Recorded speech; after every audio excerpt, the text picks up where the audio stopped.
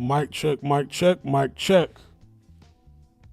Shout out to everybody in the live chat. Just let me know if you can hear me loud and clear.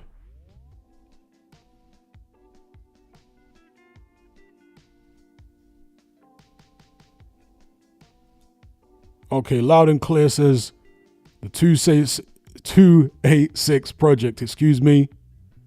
Arrow, big up. Okay, crisp and clear. We're all good.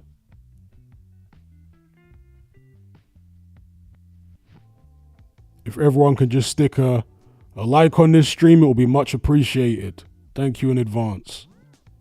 Really helps with visibility. All right, so let's talk about this poll that I did. Shout out to Don Gorgon.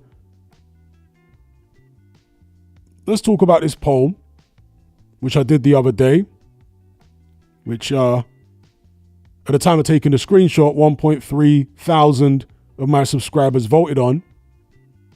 And let me know if you guys in the chat are surprised by the results of this poll. So, as you can see, 53% are picking Eubank by KO. That's not the total number picking him to win. I think it's, 81% picking him to win? And just, 18, 19% picking Conor Benn. So the overwhelming majority of my subscribers, based upon what this poll shows, are picking Eubank Jr., most of them emphatically by knockout. Only 16% picking Benn by KO, 3% picking Benn on points. So according to you guys, and maybe you're right, I laugh because this is being billed as a battle of the ages and it's going to be a classic fight, and they're obviously comparing it to their father's first fight. But according to you guys, this is virtually a mismatch.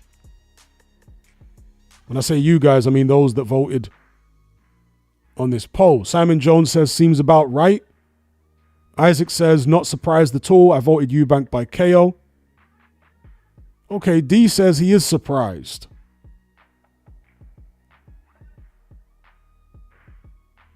Chris says, Ben, Eubank. Okay, so he's picking Ben. He says, Eubank doesn't like fighting pressure. Ben is humiliating him in 7. Rich is surprised as well. Jay Wood says, Ben inside 9. Well, shout out to Nathan Sterling. I wonder what the betting odds are on this fight. I wonder if my subscriber poll is in any way a reflection of what the wider public think. Let's have a look now. Let's go to Odds Checker. See what the betting line is.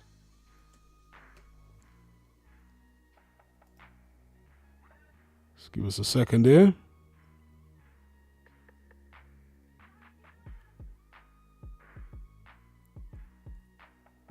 Okay, Chris Eubank is a favorite, but not the massive favorite that my subscribers have him.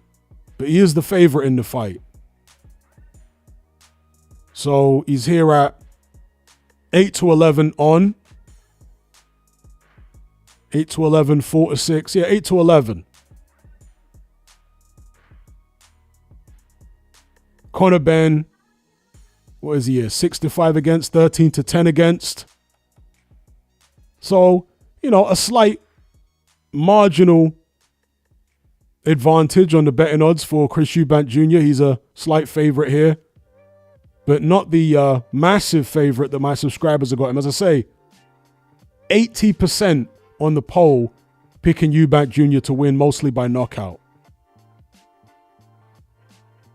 Goozy says, I have a funny feeling the fight won't happen. That's what Eubank Sr.'s been saying. He's saying the fight ain't going to happen. And he said that first time around, which most of us found kind of curious, right? The first time he said it. And he was right.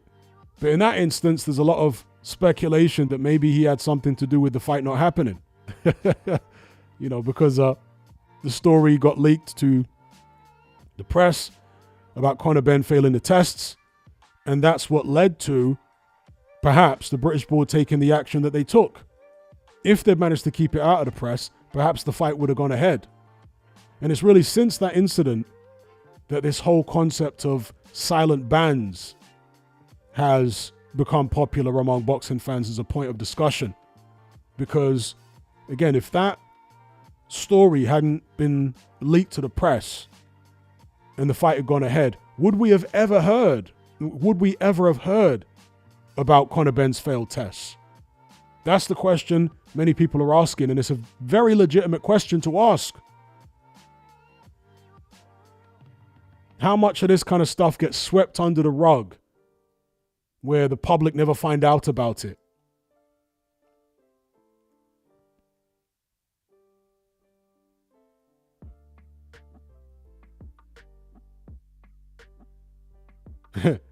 Brian Clark says Ben hasn't looked the same since he's been off his egg diet. And he hasn't looked the same fighting 154 pounders, has he? Because he was blasting people out at 147, albeit older fighters, jaded fighters.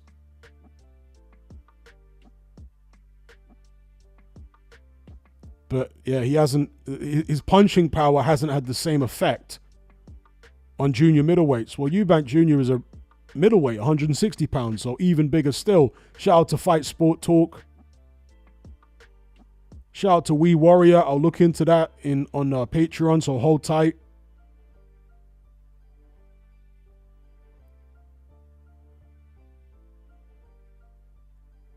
Dan says Zerameta was over the hill and past it and still landed plenty on Eubank.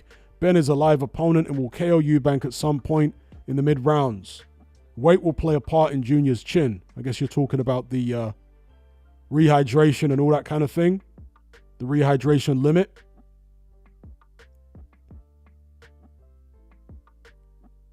And that's the thing. It's like Conor Benn's power didn't do much or anything really to the two junior middleweights he fought.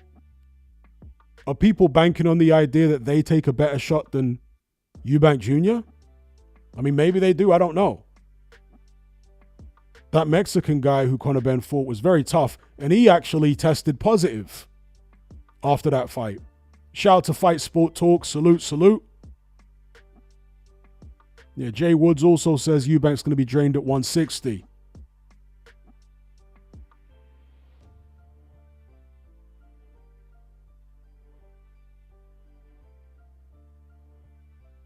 In Circle says Eubank likes it when people go at him, though. He hates having to look for people. If you actually press him, he likes it. Yeah, that's been true for most of his career, except for the first Liam Smith fight, where Liam Smith went at him and knocked him out, which was a surprise to me. I expected Eubank Jr. to win that fight, but he got chinned. Fight Sport Talk says, I think Eubank is enough of an athlete. The rehydration clause won't kill him too much.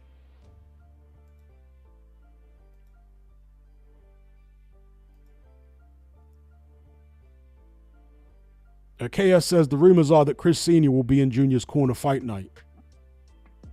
So is it all misdirection from the Eubanks right now then? Because Eubank Sr.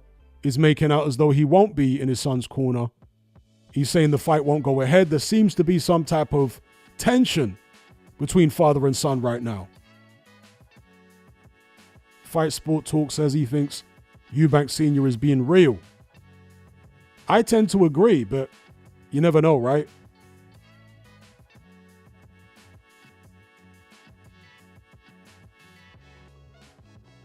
So Nietzsche fan says, Conor is too small for Eubank even with the rehydration clause. Brian Clark says Liam Smith used an illegal elbow to drop Eubank.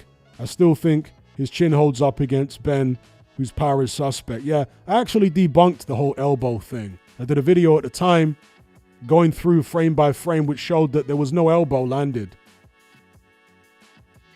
that was all a trick of camera perspective and all that, because I went through that literally forensically and no elbow landed. It was just a left hook that swole his eye up and done him in.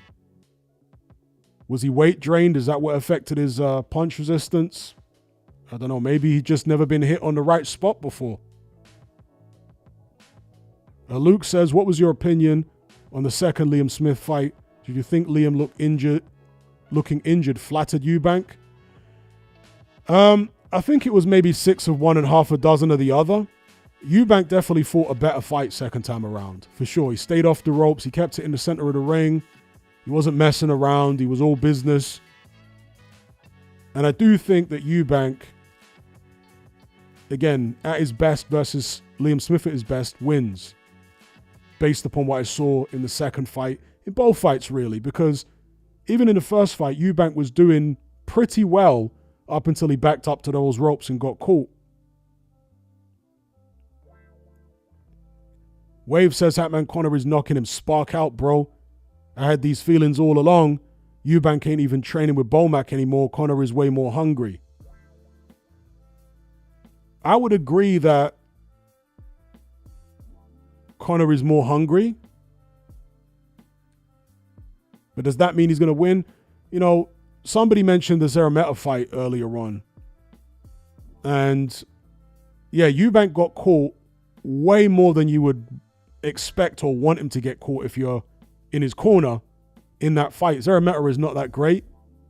And he was able to land relatively easily on Eubank. Conor Benn is aggressive. Coming up in weight, he'll be fast. In fact, he'll be faster than the type of fighters Eubank Jr. is used to facing. And I think the biggest challenge for Eubank will be Conor Benn's head movement, because he comes rolling underneath shots.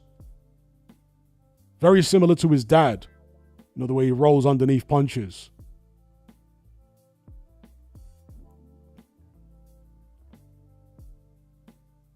Okay, somebody says, off topic, what do you think of how Trump spoke to Zelensky? Truth be told, I couldn't give a damn. I hate politics. As Shakespeare said, the world is a stage. They're all actors. So I really don't get too consumed by politics, because they're just all liars and actors. I mean, Zelensky was literally an actor before he became, literally an actor. Trump's an actor. He's got an IMDb page. So I don't trust these people. And I don't buy too much into what they say to each other. I think the real stuff goes on behind the scenes, which we're not privy to. And the stuff that we are allowed to see is just for public consumption. Anyway, back to the boxing. Fight Sport Talk says, ever since I saw Senior crying hysterically about Michael Watson, I knew he has a real heart. Yeah, it's interesting. Eubank Senior said that his son gets his nature from his mum. And he said his mum is like a cold type of person.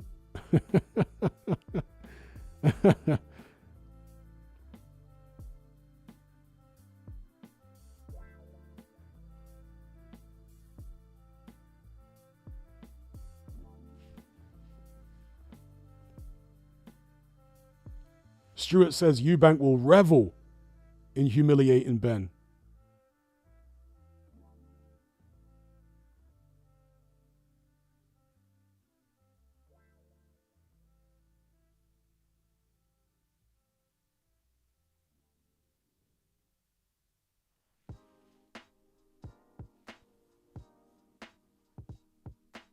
Yeah, exactly, Isaac. Exactly. And there's been people that have been in the UK Parliament, you know, people who have gone there to watch debates in Parliament or whatever, members of the public, or actually public figures, who've observed the way that the MPs will, you know, be tearing into each other during parliamentary debates, assassinating each other's character and all this type of stuff. And then afterwards, they all go to the bar in Parliament and they're best mates. Do you know what I mean? It's like the beef between politicians is greatly exaggerated for public consumption. They're very rarely as hostile towards each other in private, in my opinion, as we're made to believe they are in public. And Matt says Senior went off the deep end a bit a couple of years ago, didn't he? Glad to see he seems to be somewhat back to normal. It's all relative with Senior, right? Because he's a very eccentric character. Shout out to Michael Watson, or Mitchell Watson, excuse me. Mitchell Watson for the super chat. He says, Conor Benn is 2-1 for the knockout. Tempting odds, surely, given the vulnerability Eubank showed against Jeremeta at times. Yeah, defensive vulnerability for sure. I just don't know how Conor Benn's power will translate to 160 pounds. I'm not sure. I'm not sure. Because, yeah, Liam Smith got him. But, you know, Liam Smith is a naturally bigger fighter than Conor Benn. I want to say he's more precise than Benn as well with his punches. Benn is a bit wild and erratic, kind of like his dad.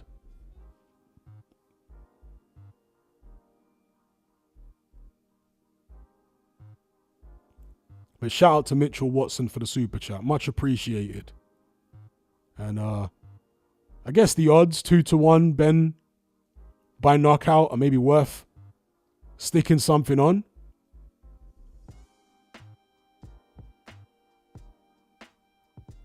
Damien Oman says, Eggy Hearn said this fight will be like Nigel Benn versus Iran Barkley. I personally think it could be more like Nigel Benn versus Michael Watson when Benn punches himself out.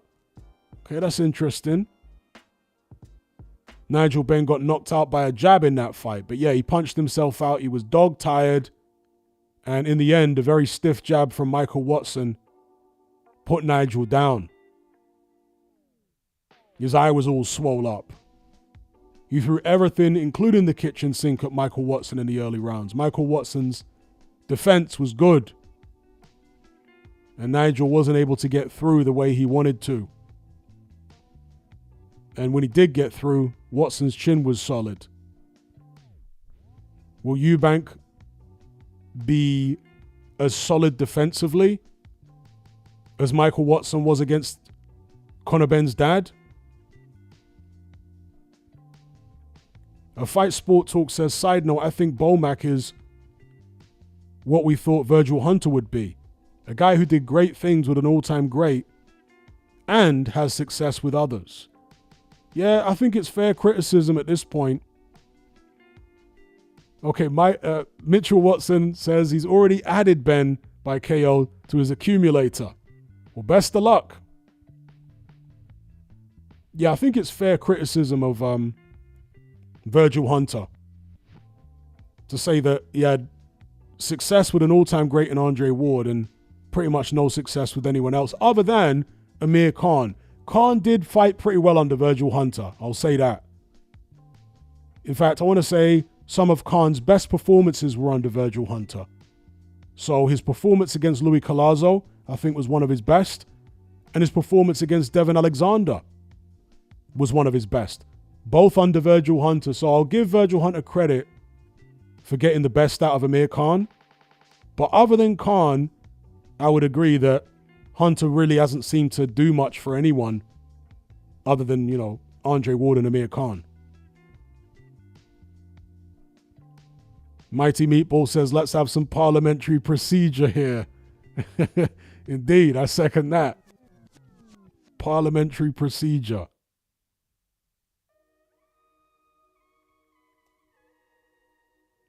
A Workstation says, seen an interview with Billy Joe Saunders where he's claimed Conor has been dropping super middleweights in sparring. If you want to believe that, I can believe it. The question is, which super middleweights were they? Because a few years ago, there was people saying that Eubank Jr. was knocking out heavyweights in sparring or dropping heavyweights in sparring. And people were asking me, do I believe that? And I said, well, if the heavyweights are bad enough, yeah. You know, there's no telling which heavyweights he was actually sparring. And in this case, which super middleweights Conor Benn sparring. A shout out to Brian Clark. I appreciate the kind words. He says, Hatman, whether they like you or not, you're honest and come with facts. My favorite UK boxing podcast. I'm from New Jersey, USA. Big up Brian Clark over there in New Jersey. Thank you for the kind words, sir. And it's interesting that Billy Joe Saunders has all of a sudden come out the woodwork, because he's been in hiding. I mean, Billy Joe has been having a lot of beef within his community. You know, the traveler community. He's been having a lot of beef back and forth with people, and all sorts of stuff has been going on. It's been quite amusing, actually, if you've checked out the Billy Joe Saunders traveler beef videos. Fight Sport Talk says, are you surprised by the amount of people insisting Benavidez will never fight Bivol? Almost every panel I go on sees him as a hype job about to be exposed. Am I surprised? Maybe a little surprised, yeah. I'm not sure what they think Benavidez moved up to 175 pounds for then. Is he just moving up to, I don't know, waste time? I think Benavidez wants to fight for a title. Yes, he was Dimitri Bivol's sparring partner for a number of years. I don't think he's scared. I don't think he's spooked. I think he wants to fight Bivol. And as long as Turki Al-Sheikh is happy with that fight happening next, then I think that'll be the fight that does happen next. I know Turki is keen on the trilogy fight between Bivol and Beterbiev, but I think there should be at least one fight in between the trilogy fight for each. And yeah, why not Benavidez? I mean, that's what Turki said before the fight, right? He said that the winner of the Beterbiev-Bivol rematch will fight Benavidez. The WBC, uncharacteristically of them, have said that Bivol must fight Benavidez next. I don't see Benavidez turning down the fight. I don't see him shying away from it. I think he'll take it. But, you know, there are different narratives out there. I mean, one of the narratives, different fighters now, right? In fact, we can talk about this. One of the narratives which I just find perplexing is from the Gervonta Davis fans. Have you seen these Gervonta Davis fans, Tank Davis fans? I mean, these people are so delusional, it's unreal. So, Tank Davis did an interview where he said that Turki Al-Sheikh and this Riyadh season thing is like demonic or something. Yeah? And saying he looked at that picture, which looked like it was taken in some grand old building where it's Turkey and all these fighters. And he's like, yeah, it's some demonic-ish. It's demonic. I'm like, Tank Davis is a guy who is twerking in his kitchen, wearing women's wigs and doing all this like zesty, fruity stuff. And then he's going to turn around and say that Turki Al-Sheikh's photo with a load of fighters was demonic. Honestly, Tank Davis is such a donut. It's unreal. Look at the production quality of PBC shows now compared to Turkey shows. Look at the undercard, the cards in general that PBC are doing. Tank is a donut. Seriously, the guy's an absolute donut. He's got the IQ of a house brick. That's probably harsh on house bricks.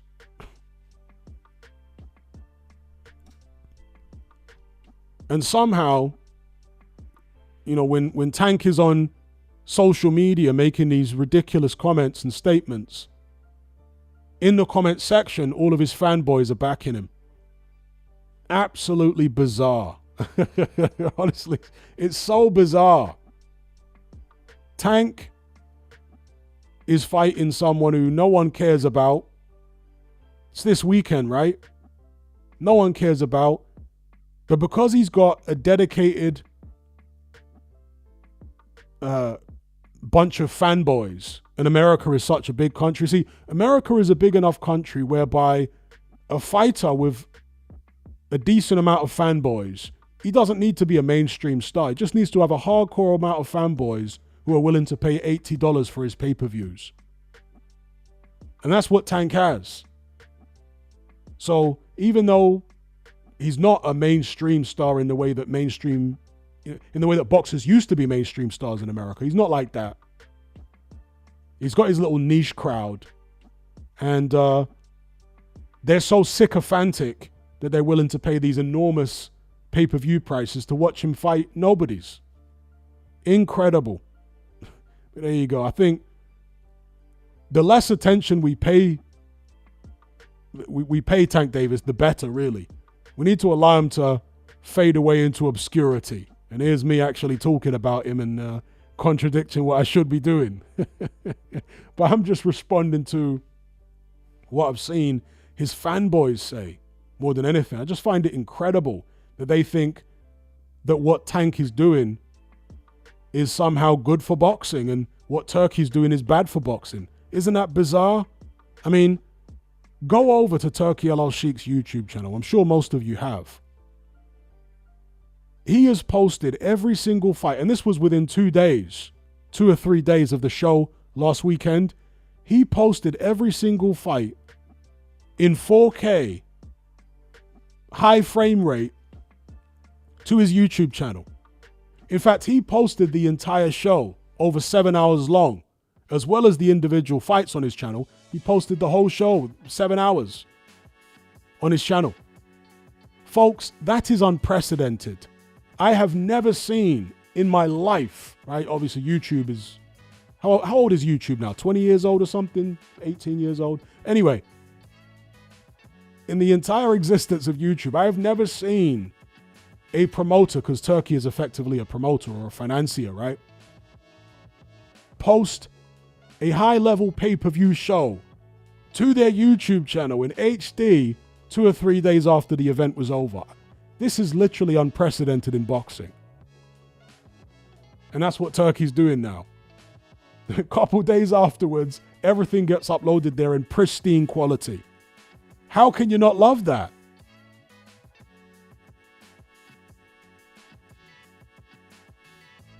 But somehow, these bizarre, weird Tank Davis fans are finding a way to turn it all into a negative. Very, very strange. Now look, I'm not sitting here telling you that Turki Al-Sheikh's motives are altruistic. Not at all. Everyone has their own agendas in boxing. But in terms of what is benefiting the boxing fan right now, is it PBC benefiting boxing more, or is it Turki Al-Sheikh? It's a no contest. PBC are doing nothing for us other than sticking Stank Davis on pay-per-view against nobodies and charging $80 in the US. Stank Davis don't want to fight any of the top names. What's he doing? The one time he did against Ryan Garcia, he drained him and had rehydration clauses and all these other stipulations. Now he's talking about retiring. Man, I wish he would. Honestly, I wish Tank would retire because he's become so tiresome at this stage.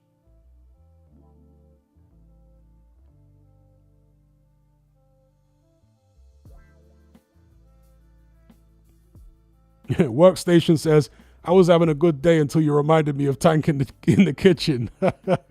Now that image is stuck in my head again. Yeah. Why is Tank always doing this zesty stuff?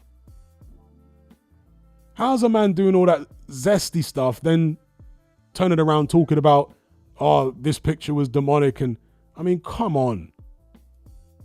Man's a proper weirdo.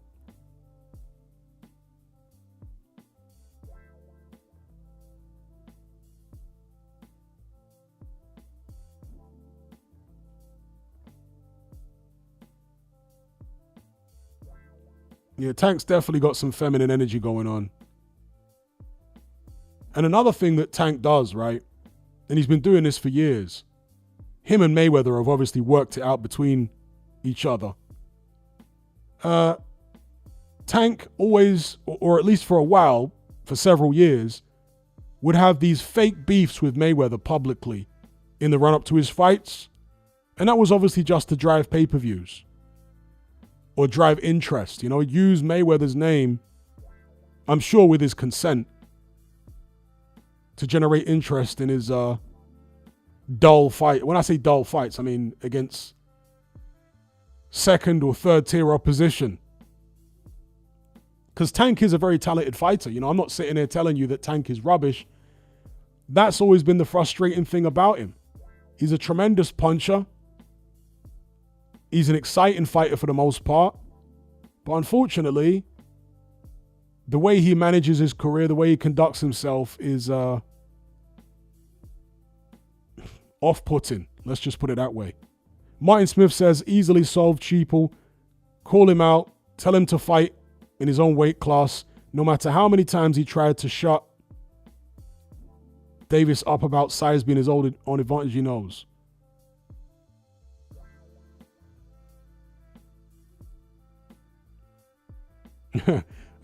Tank Davis. Yeah, Tank Davis being picked up by Diddy was mad zesty. Isaac says, Hatman, do you think Shakur could beat Tank? I think he could, but one of the things that's hurting Shakur Stevenson right now is also a lack of top opposition for him. Steel sharpens steel. When you're not fighting top guys and you're fighting people way below your level, you start to get complacent. You can't help it, You just start developing bad habits because you're not being tested. Goozy says, I remember the rumors of Tank and Mayweather's daughter. Yeah, that was put out there by Devin Haney, because Devin Haney and Tank had an issue. And Haney came out on social media and claimed that Tank, back then, this was many years ago, was sleeping with Mayweather's daughter. That's what Devin Haney claimed. And he said that that was the reason for their beef, their ostensibly real beef, way back in the days, when Tank was going on social media and asking how to get out of a contract. So yeah, that's what Devin Haney claimed. He claimed that Tank Davis was smashing Mayweather's daughter.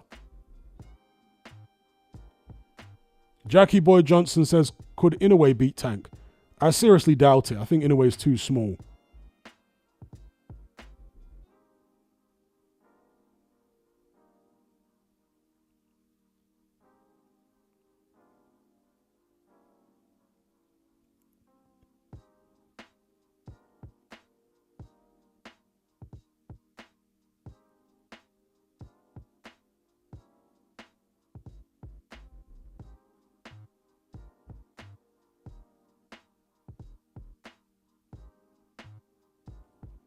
I think that's part of it, Kylie. Kylie says, Tank won't work with the Saudis because he knows he'll be matched against live opposition. I think that is part of it. But another part of it is Tank seems to have this misplaced loyalty to Al Heyman. And it is an ethnic thing, right?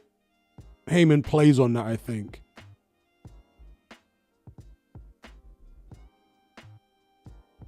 Shout out to Swaggins. He says, Tank versus Shakur right now. It's the only fight I'm interested in either of them having. I'm not interested in watching Tank versus anyone else other than Shakur. And I'm not interested, definitely not interested in seeing Shakur fight anyone other than Tank, because Shakur's fights are soporific beyond belief, right? I think it's a very close matchup. I mean, if you look at the Frank Martin fight, Tank was getting frustrated in there. Obviously, he got to Frank Martin in the end and knocked him out badly. But Shakur Stevenson is surely on a completely different level to Frank Martin. I'm sure Shakur Stevenson would outbox Tank Davis. But can he do it for the full 12 without getting caught? That's the question. I would probably say he can't. I'm not certain of that, but I might go for Tank knocking Shakur out in the 10th. Rich Franklin says, Mayweather had a daughter.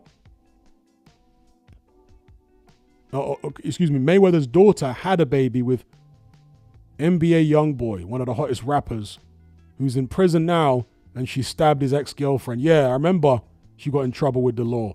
Nathan Sterling says, Hatman, what do you think is Tank Davis's best win? I guess you'd have to say Ryan Garcia on paper, but given the fact he was drained, I mean, Pedraza, Leo Santa Cruz, these smaller guys. As Oscar De La Hoya's been saying for the longest time, Tank is being moved by PBC like a 30-year-old prospect.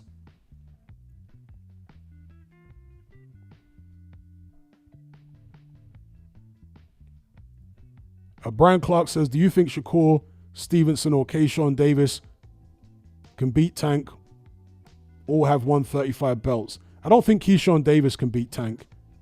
I think Stevenson has got a better chance. On points, obviously. He's not going to stop Tank Davis. But if he can just do what Frank Martin did for 4 or 5 rounds, when Frank Martin was outboxing Tank. Because Tank is almost, at this stage, playing that Deontay Wilder game, where he goes in there and he's willing to give rounds away against these slick boxers, just looking for the one big payoff shot. And eventually, you're going to come up against someone who is going to prevent you from landing that payoff shot for the whole 12 rounds. Deontay Wilder, of course, did when he came up against Tyson Fury.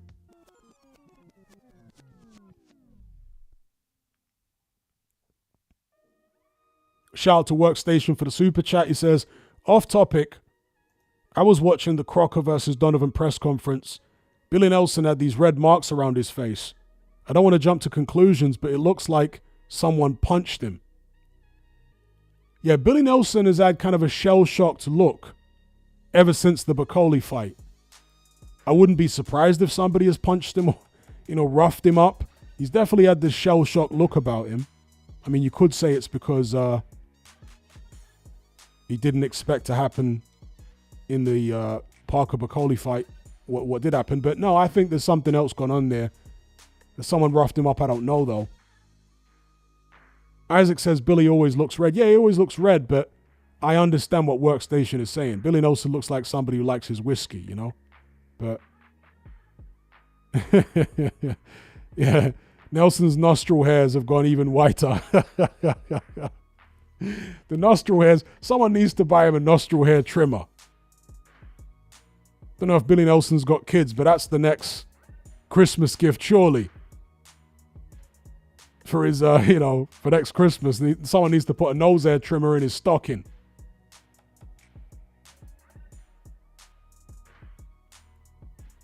Liam says, Hatman, what do you think to Chisora putting his girl over his knee and spanking her? I remember that. That was many years ago, where Chisora supposedly caught his girlfriend at the time cheating on him. And so he ran her down in the street and bent her over his knee in the street and spanked her in the street for cheating. It's bizarre, right? Chisora's, I don't even know what to think of it. It all depends on how rough it was in the context. I mean, it sounds crazy.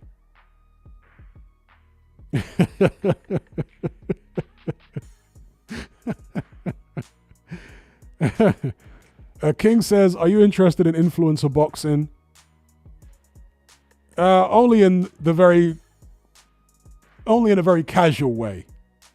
I certainly don't stop what I'm doing and pencil in watching Misfits into my diary. Do you know what I mean? But some of them Misfits fights have been fairly entertaining, a couple of them. But it's not something I go out of my way to watch. But I do think it's good for boxing, though. I'm not one of these people that hates Misfits boxing. I think it's better that these guys are settling their differences Queensberry rules than doing it in the cage. Because if they were doing it in the cage, then that would draw more eyes and more attention to MMA. And I like MMA, but boxing is my sport. So that's the sport that I'm really keen on backing, and that's the sport I want to see do well. So I think Misfits encourages people who ordinarily wouldn't be interested in boxing to get interested in it. And I think there is, to some extent, look, there'll be many people that watch Misfits that never end up watching real boxing, but there will also be some of them that do. Some of them who, again, wouldn't have been boxing fans previously, because they got into Misfits, it gave them a taste of the sport and they become hooked. Oh, shout out to Jackie Boy Johnson. He says, Hatman, did you see Nosferatu? Yes, I did. So let me do, right? We'll get back onto the boxing in a moment, but let me do a little impromptu review of Nosferatu. So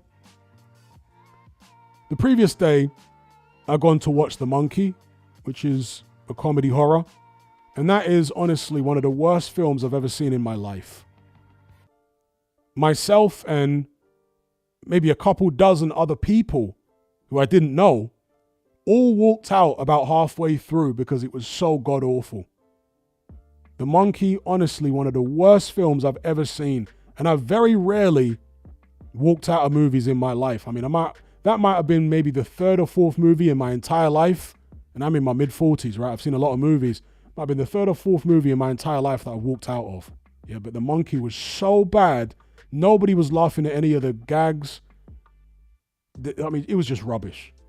So anyway, next day I went to go see Nosferatu. And I was seeing mixed reviews for it. There were some people saying it's really good, other people saying it's rubbish, other people saying it's okay, so on and so forth. Well, one of the critiques of Nosferatu is that it's a rip-off of Bram Stoker's Dracula. Well, yeah, Nosferatu going back decades was a rip-off, if you want to call it that, of a much older Dracula story. But I want to guess, and this is me being presumptuous here, I want to guess that a lot of people who didn't like Nosferatu are people that think that Marvel movies are great. You know? People who never get tired of them recycling the Incredible Hulk or recycling Spider-Man a zillion times over. So people with short attention spans probably won't like Nosferatu. People who think that Deadpool is really funny and amazing, they probably won't like it. I definitely think it's for more mature audiences, Nosferatu. Yes, it is pretty much a carbon copy in terms of story of Bram Stoker's Dracula, if you've seen that. But funny enough, there are certain things I preferred about Nosferatu over Bram Stoker's Dracula. So first of all, the cinematography is fantastic. The first half of the film is incredible in terms of the atmosphere it creates. I thought that the first couple of scenes with the vampire character, Nosferatu, were actually more menacing and more creepy than the first couple of scenes with Gary Oldman's vampire in Dracula, in Bram Stoker's Dracula. But after those first couple of scenes, which are fantastic in Nosferatu, you know, with the vampire, first couple of scenes are just fantastic with him. He does lose his menace quite quickly, unfortunately. And so overall, I'd have to say Gary Oldman in Bram Stoker was a much better vampire. He was more charismatic. He had more screen time. And he was just overall better. It was an iconic performance. One of Gary Oldman's best performances was in that film. But this is probably going to be unpopular. I didn't like Keanu Reeves in Bram Stoker at all. I thought his accent was terrible. I thought his acting was wooden. It was almost like unintentional comic relief. You know, his performance in Bram Stoker's Dracula, Keanu Reeves, like unintentional comic relief. Nosferatu has a far more serious tone, whereas Bram Stoker's Dracula was slightly camp. Do you know what I mean? It had like a slightly camp quality to the film. Even though it's a good film, it does have this kind of camp quality to it. Whereas Nosferatu is more dark and it's more serious in the tone. And as I say, the first half of the film I thought was fantastic. It does drag a bit in the second half. The pacing is a little off. Maybe they could have trimmed it down a bit. And as I say, the vampire, which is played by Skarsgård, I forget his first name now, but he played Pennywise in the It remake. His character doesn't quite hold up the menace for the second half of the film. But overall, I would say Nosferatu is a solid movie. Solid. It's not a classic by any means, but it's very solid. I give it maybe a 7 out of 10. Yeah, I give Nosferatu a 7 out of 10. It was a solid film. Definitely a solid film. I don't get this thing where people are claiming it's rubbish. And no, it's a good film. It's good. Again, no classic, but it was good. A whole lot better than The Monkey. Dear, oh dear, oh dear. The Monkey, one of the worst films I've ever seen. So coming off the back of that, Nosferatu would have had to go some in being terrible in order for me not to enjoy it. Do you know what I mean? Because that Monkey film is so awful. But yeah, there's my little impromptu review. I give Nosferatu 7 out of 10. It's a solid film.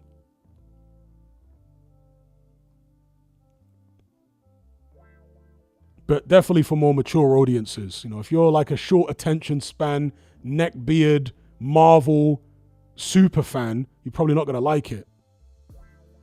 Shout out to the Sweet Maths for the super chat. He says, if AJ didn't exist, would the Saudis be in boxing? That is a very good question. That is a very good question, because then we have to contemplate and consider how much of an impact AJ has had on the popularity of the sport. And I honestly think that it can't be underestimated. And just to divert slightly, S.A says the vampire was more scary when he's in the dark and you don't see him in Nosferatu. Yeah, and that's what I mean by the first couple of scenes with the vampire. He is creepy as hell. The sound in Nosferatu is fantastic. In those first few scenes, when he's in his castle and that, and you don't see his face. Mad creepy.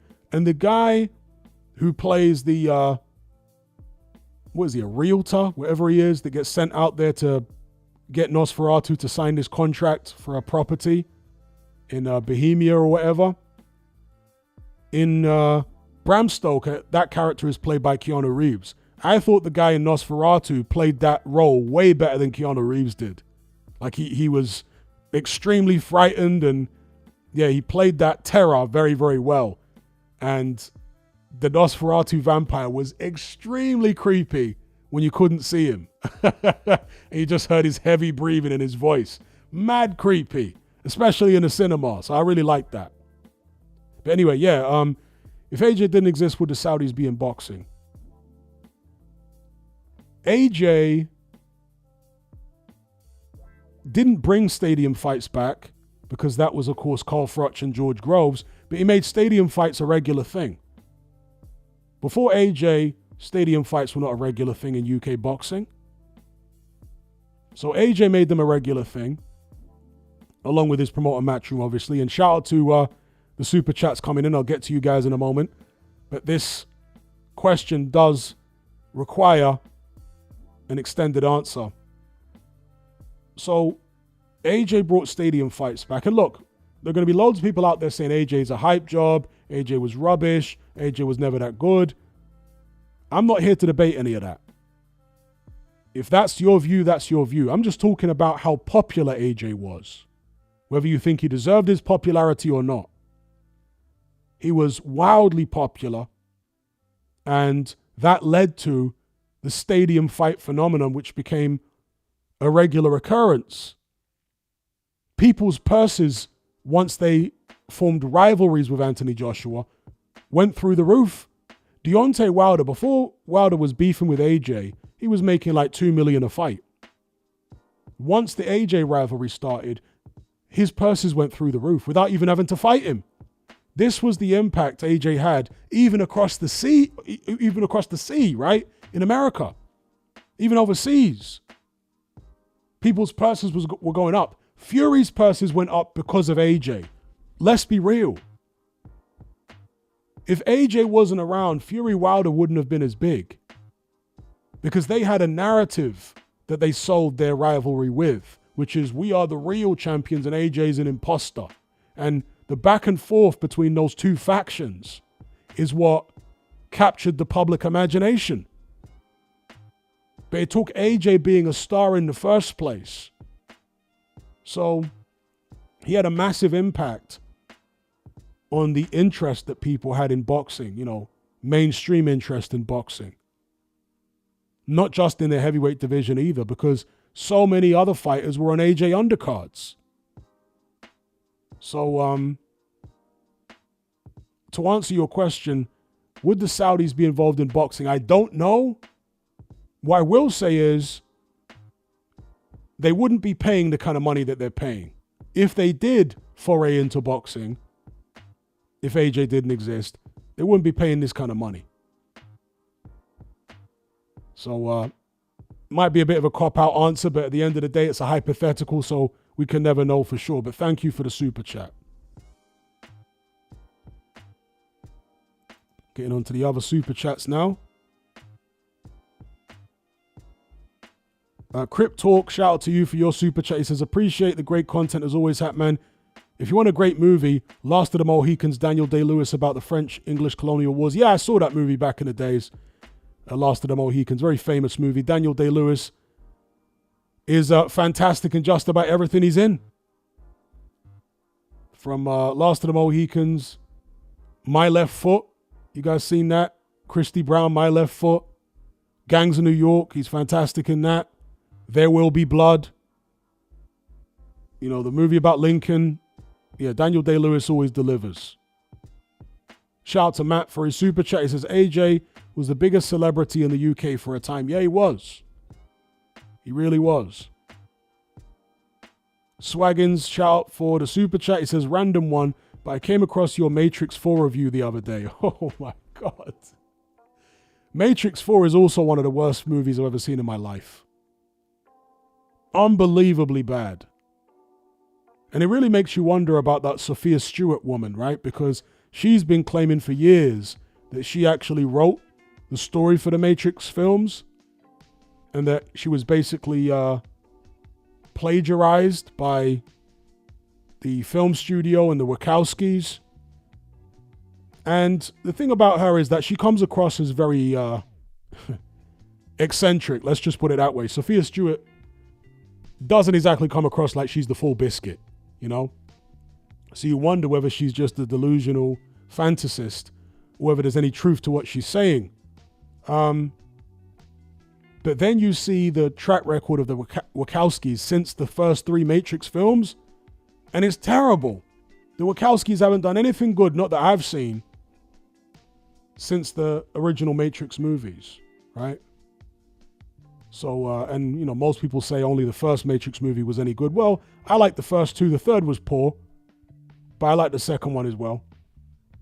It featured more of the Merovingian, who's a great character. But, yeah, the Wachowskis just trash, and the Matrix 4, absolutely diabolical. Just a diabolical film. Not as bad as The Monkey, but still diabolical. A shout out to Swaggins for the super chat. Shout out to Emery for the super chat. He says, if AJ fought Wilder before Ruiz, who wins? I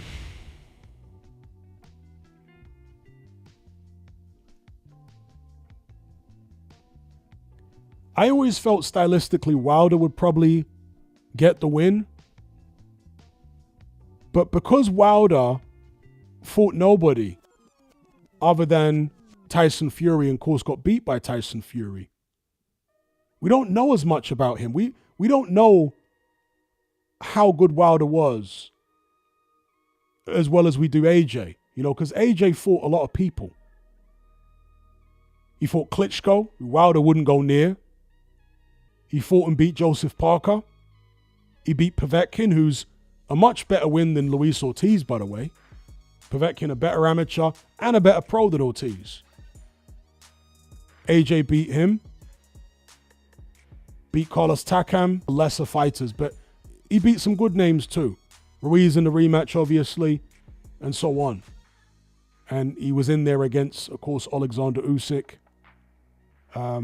Daniel Dubois, we know what happened there, but AJ's past it at this stage. So AJ's been in with a better opposition than Wilder. So we've got a better gauge of how good AJ is. With Wilder, it's a lot of guesswork, you know? He fought Fury and got beat up. And other than that, an old man Ortiz. So we never really got to find out, in terms of Wilder in his prime, how good he really was relative to AJ. So I guess what I'm trying to say is it's tempting to say that Wilder would beat AJ prime for prime. But again, that's partly based on ignorance of not knowing how good Wilder actually was because of his opposition being so poor. But Wilder had a suddenness to his style, which I think would have been an issue for Anthony Joshua, because Anthony Joshua is a fighter who is very formulaic in the way that he boxes. He's not a freestyler. He follows a script. Deontay Wilder is a freestyler. You know, he's a much more instinctive fighter than Anthony Joshua. So it would be the instinctive one-punch power of Wilder going up against AJ, who fights in a very scripted, methodical fashion. And obviously you can see that methodical style of AJ giving Wilder plenty of problems, right? Because Wilder would get outboxed by pretty much everyone he fought who was any good. But he would find that one big punch from somewhere. So I'd probably lean towards Wilder, but not with a great deal of confidence. Let me put it that way. What about you? Who do you think would have won between AJ and Wilder before the Ruiz loss, when both guys were still unbeaten? What do you think?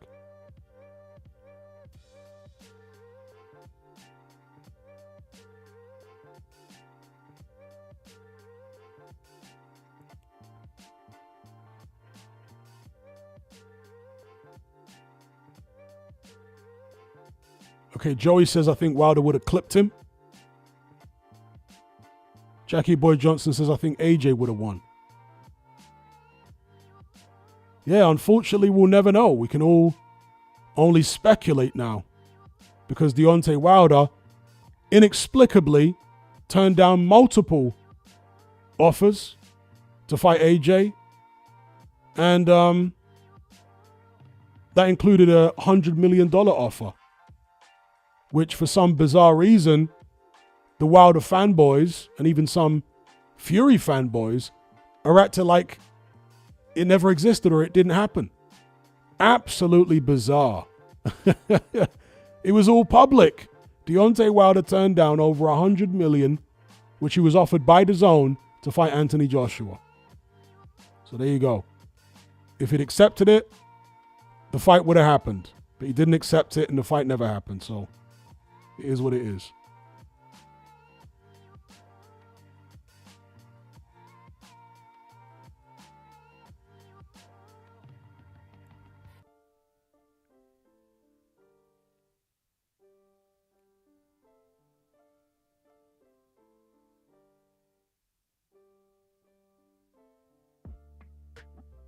Yeah, speaking of movies, somebody said that Lincoln was boring.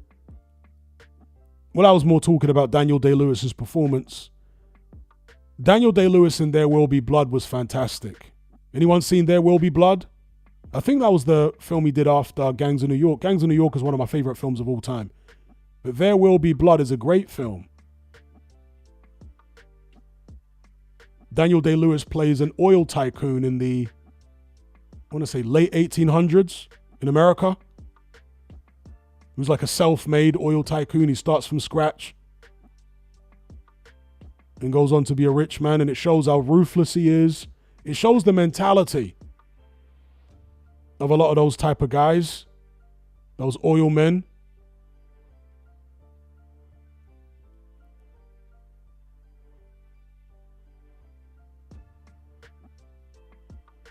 Joey says, sorry, didn't enjoy that film. Okay. I thought it was fantastic.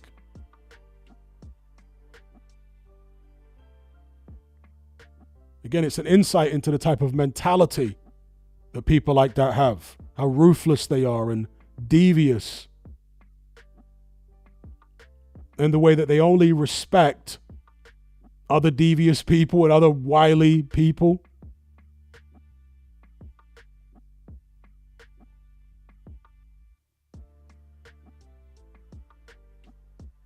And it's got some great lines in there. In There Will Be Blood.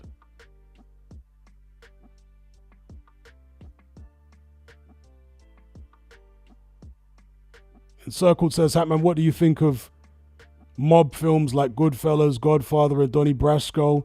Yeah, Goodfellas is a great film. I like the Godfather movies. Donnie Brasco, all good films. All good films. Joey says No Country for Old Men is better. I didn't like No Country for Old Men. I know a lot of people love it and it got great reviews and all that, but I didn't like it. I found No Country for Old Men very boring, personally. Found it a very boring film. I just couldn't get into it at all. I tried to watch it several times with Javier Bardem in it, right? But it just doesn't do it for me. I found it very boring. I Drink Your Milkshake. There you go. Bob Normal. That's from There Will Be Blood. You know that scene where Eli is constantly coming to Daniel Day-Lewis's character, Daniel Plainview, and he's always asking for more stuff and asking him to keep his promises and all that. And he wrestles him to the ground in that puddle of oil. And like buries his face in the oil. He's like, I'm going to bury you, Eli, deep underground. Oh, that scene is crazy.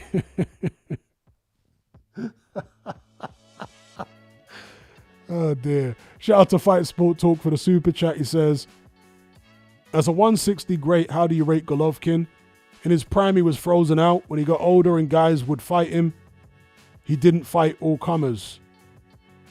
Kellerman said his legacy needs to be reviewed. Salute, bro. And salute to you too, Fight Sport Talk.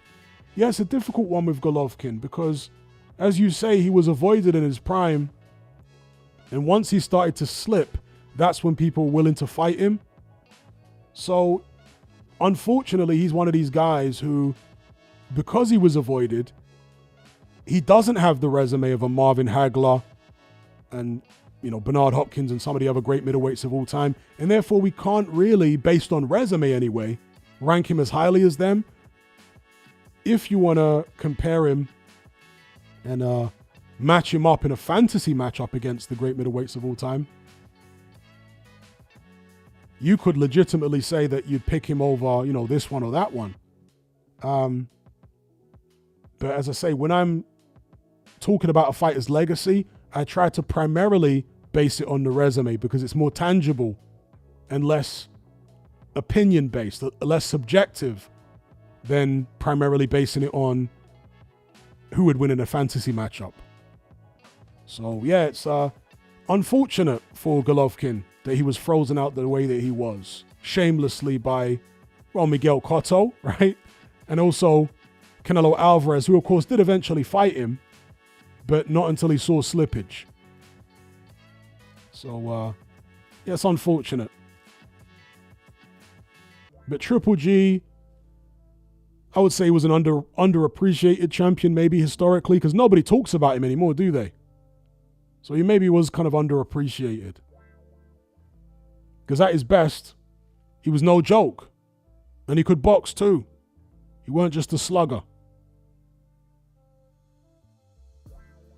Striker says There Will Be Blood classic. Yeah, I agree. I thought it was a great film. Mike says it was weird, but I enjoyed it. Which film are you talking about? No Country for Old Men or There Will Be Blood? Hibbert says, Hatman, what about Attack the Block? Ugh. My reaction should tell you all about Attack. I thought that was trash. I watched about 15 minutes of that. I had to turn it off. I was like, I can't watch this. I can't watch this rubbish.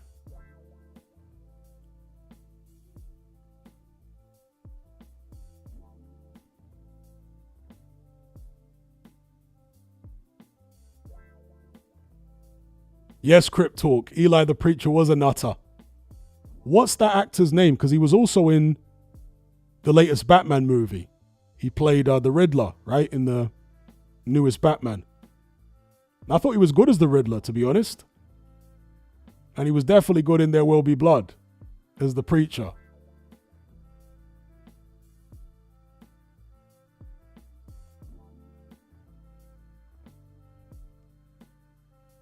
Encircled makes a good point. Those old middleweights are really like modern welterweights. That's a whole fact.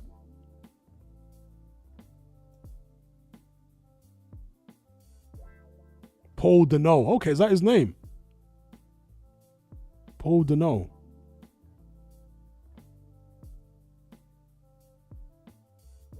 They say he's always playing whiny characters. Well, he plays them well.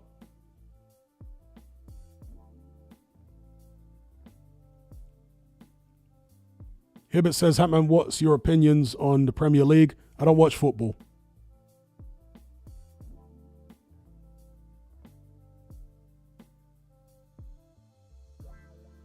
Yeah, he is a good actor. Paul Deneau. He's definitely a good actor.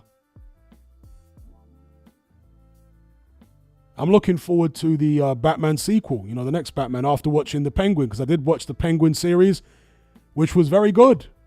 Any of you guys see Penguin? The HBO series? It was very entertaining, and I don't normally like TV series, but I like The Penguin.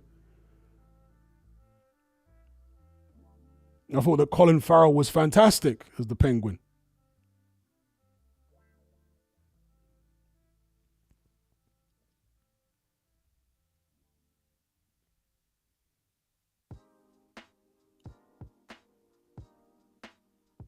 He was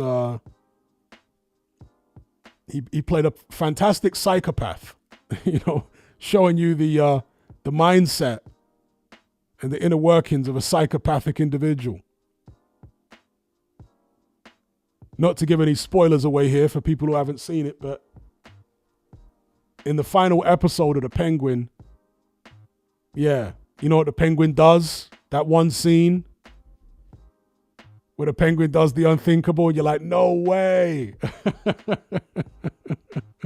This guy's pure evil.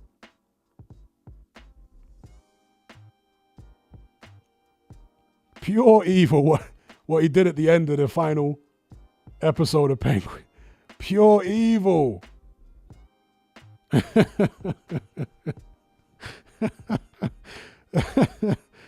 that was crazy. Savage indeed. Heartbreaking, yeah, it was crazy. But it's realistic. If you're dealing with like a criminal psychopath, that's what they're capable of. I mean, they're just totally ruthless. Striker says it was surprisingly good. Yeah, I really liked it.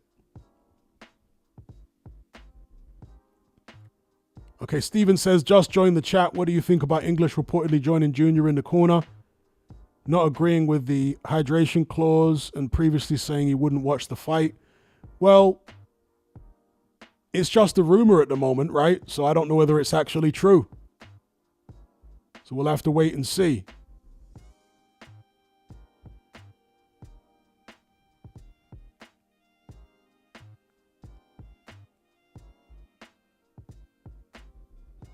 Okay. Tony's doing some forensic analysis here. He's saying the logo color for the new Batman is blue, so maybe Mr. Freeze isn't out of the question. I'd like the villain to be the Joker, because at the end of the last Batman film, in Arkham Asylum, you've got the Riddler talking to the Joker. So I assumed it was going to be the Joker.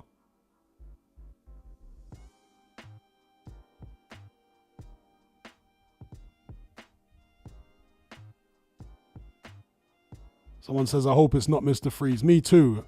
I prefer... See, I don't like Marvel films because it's too, childish. And the only Marvel film I really liked was Infinity War. And the only character I liked in Infinity War was Thanos because he was the only adult in it. But when it comes to, DC, I like the Nolan Batman films because they're more grown up than Marvel films. And the last Batman film, again, was more grown up and it's more gritty and more realistic, right? Than like Marvel stuff.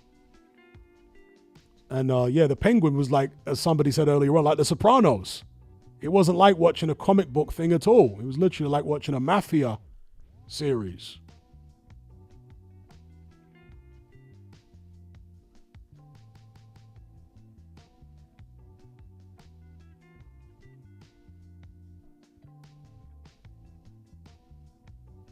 Stryker says the last episode of Penguin put him into completely irredeemable territory. Yeah, it did. He just showed himself to be pure evil in that final episode. Just absolute pure evil.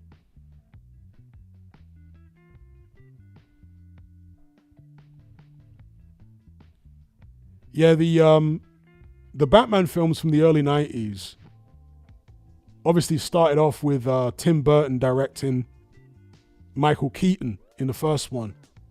And you have to understand that people of my generation grew up in the 70s and 80s watching the old Batman television series, which was from the 60s or the 50s or something.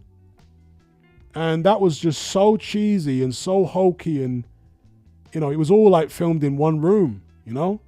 Batman and Robin and the pow and the zap and the zoink and, oh my gosh, yeah. So we grew up on Batman and Robin being the most unbelievably cheesy kids stuff that you've ever seen in your life, right? It wasn't something that adults would ever want to watch. But when Tim Burton and Michael Keaton did that movie, which came out, must have been 1990 or very late 80s, early 90s, adults were interested in it for the first time in maybe ever. Adults were interested in watching Batman. Michael Keaton and also Jack Nicholson in that film was great as the Joker. And that obviously kicked off a series of films which got progressively worse and more ridiculous. And by the time Arnold Schwarzenegger and Christopher Walken were featured in Batman films, it was really absurd, you know? Arnie as Mr. Freeze. Who did Christopher Walken play? Was he Two-Face? He wasn't Two-Face. Well, no, Harvey Keitel was Two-Face. No, not Harvey Keitel. What's that guy's name? Warren Beatty was Two-Face, right? In the early 90s Batman. Warren Beatty.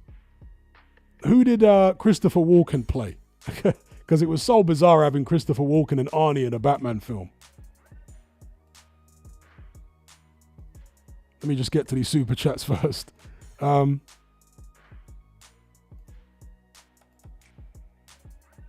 Shout out to Ricky for the super chat. He says, Hatman, please give me your opinion on Paris Fury scoring the fight for Tyson against Usyk. She said she can't see how Usyk won on the scorecards. No bias. What would you expect? She's given Tyson how many kids? Like 6 kids? She's not going to disagree with her husband. You have to listen to like Shane Fury, because he actually had Usyk winning the first fight. I haven't heard him speak about the second fight, but he had Usyk winning the first fight. He said it publicly. So never mind about Paris. She's going to say what she's going to say. Shane kept it real, at least for a while, because I know he's behind the scenes. He's going to be getting pressured by Tyson. Tyson's going to be going off on him and would have gone off on him over his scoring of that first fight. But Shane said what he said and he thought Usyk won it. So never mind what Paris says. That's his wife. You'd expect her to be extremely biased. Shout out to Mr. Luca for the super chat. He says, hello, Hatman. What are your thoughts on what Bacoli said to Radio Raheem about Zhang? I'm not aware of what he did say. Please enlighten me. I'm not aware of Bacoli talking about Zhang. I guess you mean after the loss to Joseph Parker. I'm not aware of what Bacoli has said. Please enlighten me. Shout out to Workstation again for the super chat. He says, Colin Farrell talking with his normal voice while in full penguin makeup is funny to me. Yeah, And that is the best prosthetic makeup I think I've ever seen in the Penguin. Whoever did the prosthetic makeup for Penguin needed to be employed by Ridley Scott to do the prosthetic makeup for Prometheus. Who's the guy that plays Wayland in Prometheus? I forget his name. Is it Gary something? What's the name of the actor?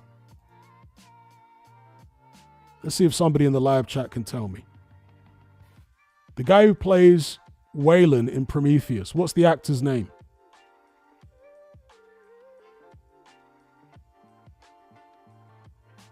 Nobody know? I think is he Kiwi or Aussie? Guy Pearce, thank you. Guy Pearce, yes, Guy Pearce. His prosthetic makeup in Prometheus was the worst prosthetics I've ever seen in my life. And that was an expensive film. How they got his prosthetics so bad is beyond my understanding. They needed to have employed the guy that did the prosthetic makeup for the Penguin, because he did a fantastic job. Whereas Guy Pearce in Prometheus, terrible. I mean, just awful. I saw better prosthetic makeup in the 1980s. Shocking.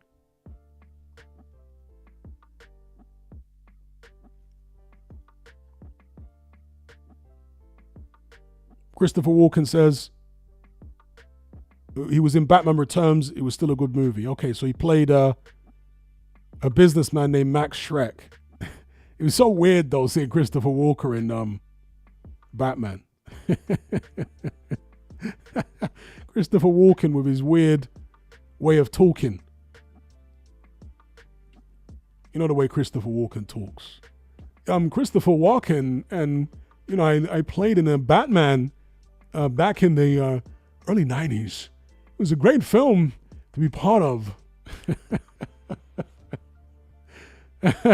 Everyone's got a Walken impression and everyone's got an Arnie impression in them.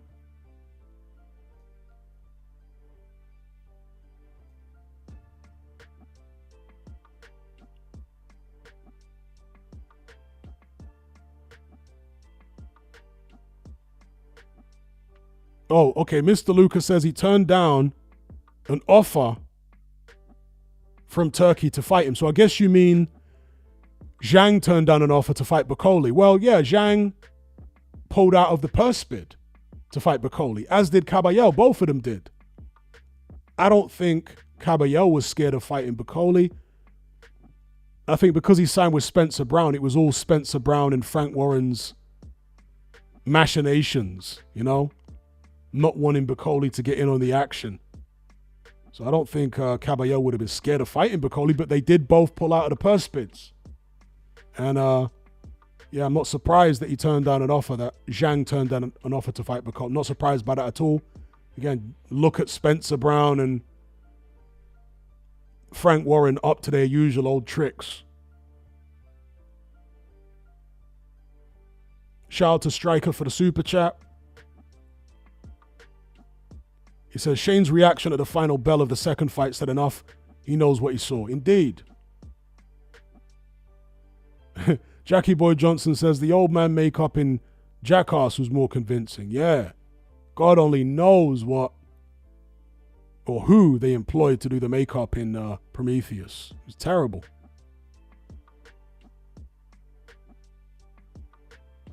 Tony says, I have a strange feeling Chisora might fight Zhang for his last fight.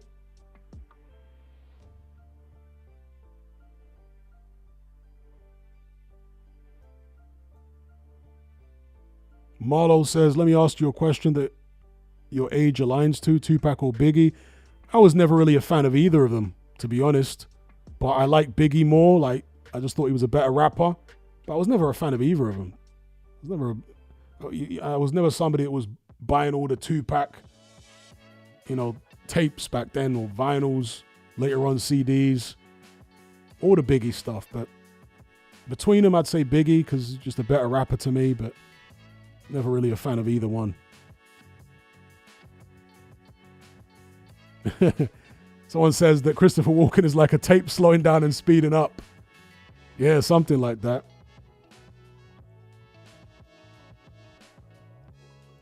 Christopher Walken. Yeah.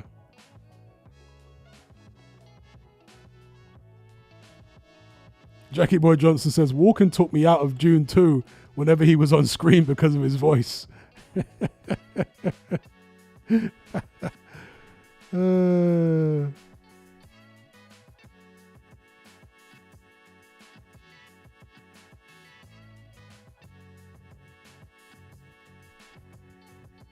Okay, Luca is saying Bacoli admitted that he did. So you're saying Bacoli admitted that he turned the Zhang fight down. Okay, that's weird because Zhang pulled out of the purse bid. So presumably Bacoli was then offered the fight after that.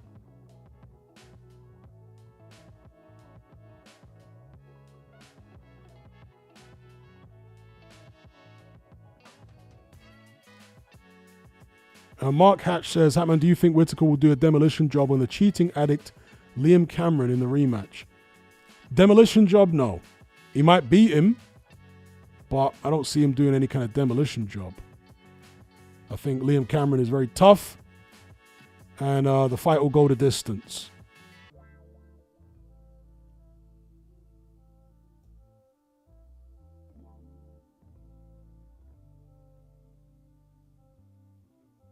Well, somebody's calling him an addict. Well, Liam Cameron has had issues with recreational substances.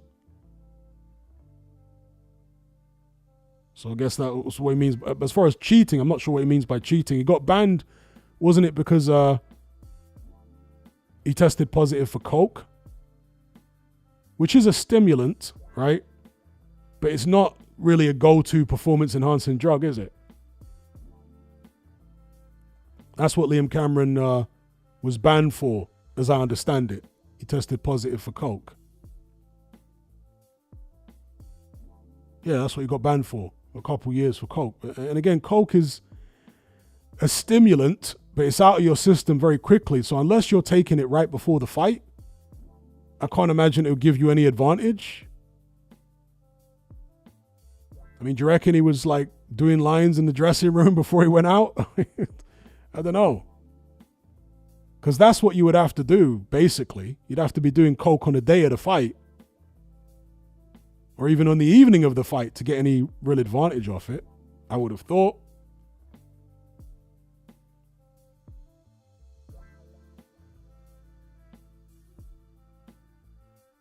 And who knows, maybe he was. I mean, some fighters do crazy stuff.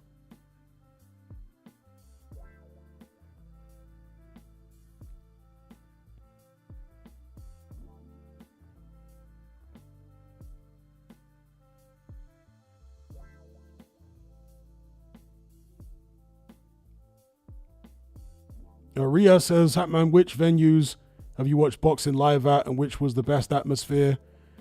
Well, this might sound like a disappointing answer, but I personally really like the York Hall. Out of all the venues I've been to, I like the York Hall because there's no bad seat. It's like a bear pit in there. It only holds about 1,000 or so. Great atmosphere. So rather than saying the O2 or Wembley Arena, which I've been to, various others, I have to say I like York Hall. I've always liked York Hall. There's something special about that venue, which is why it's still going strong after all these years, which is why it's the only small hall venue that the major broadcasters actually put shows on in. You never see Sky or any of the other major broadcasters doing shows in other small hall venues for the most part.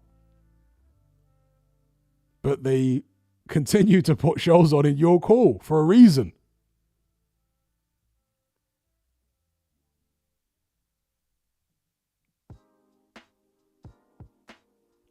Shout out to Ricky for the super chat. He says, Bacoli out of shape. Took the fight straight off the couch after eating pizza and potato chips. Looks like Tony Tubbs when Prime Mike KO'd him. Yeah. Bacoli was completely out of condition and he hadn't slept and all sorts of other stuff. I mean, You could just tell when he walked to the ring. I said this during the live stream that I did. He looked knackered before he even got in there. Even in the dressing room, he looked knackered. Again, he just come off 3 flights. Probably didn't get to sleep till like 4 a.m. And Ben Shalom said there were people trying to get into his room, access his room. That's why he had to put security in front of his room. And they were harassing him, saying, no, he needs to come out and do medical checks in the morning. It's like, it is the morning already and he's only just arrived. Why would you be trying to knock on his door? And obviously, it's boxing shenanigans. It's the kind of thing you expect in boxing. It's standard fare in boxing to try and mess with a guy's sleep and all that type of business. Shout out to Anthony YouTube for the super chat. Much appreciated.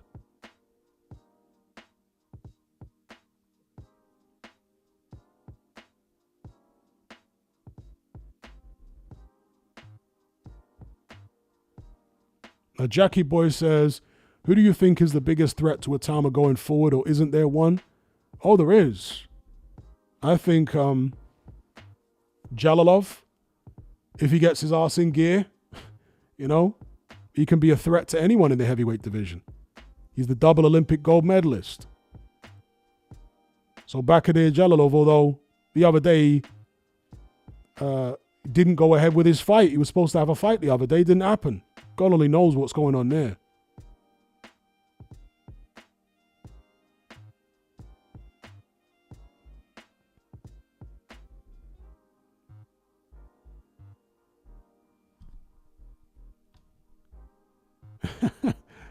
Wart says Walken would have played an interesting Gandalf. I mean, that would have just been bizarre.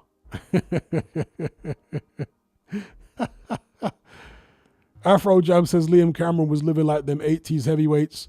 He was a coke and alcohol addict during his career. That's a fact. You wonder how those 80s heavyweights were even able to actually get in the ring, the state that some of them were in, you know. From Michael Dokes to Greg Page, Tony Tucker, Pinkland Thomas. Pinkland Thomas was on Skag. Imagine how crazy that is. Pinkland Thomas was addicted to heroin during his boxing career. I mean, how crazy is that? The man was a skaghead while boxing in championship fights. Unbelievable.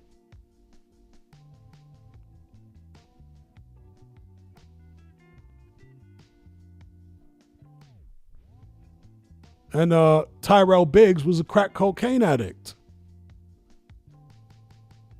from when he was in the Olympics, or just after I think he had issues with crack before the Olympics, but then he was in the Olympics, was in a couple of Olympics, but he won anyway in 84.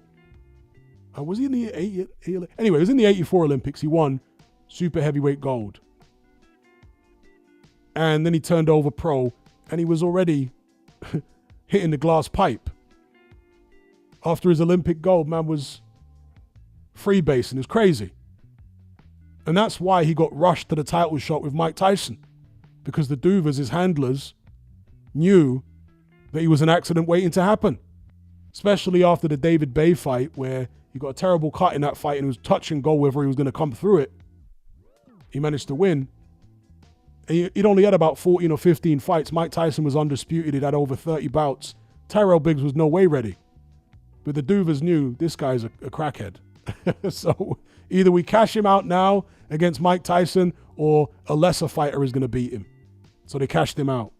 But yeah, the 80s was crazy, man. And so many of the heavyweights had serious drug problems. I mean, a nose candy being one of the milder things that they were addicted to, right? Some of these guys were literally on heroin and crack cocaine. Incredible. Incredible.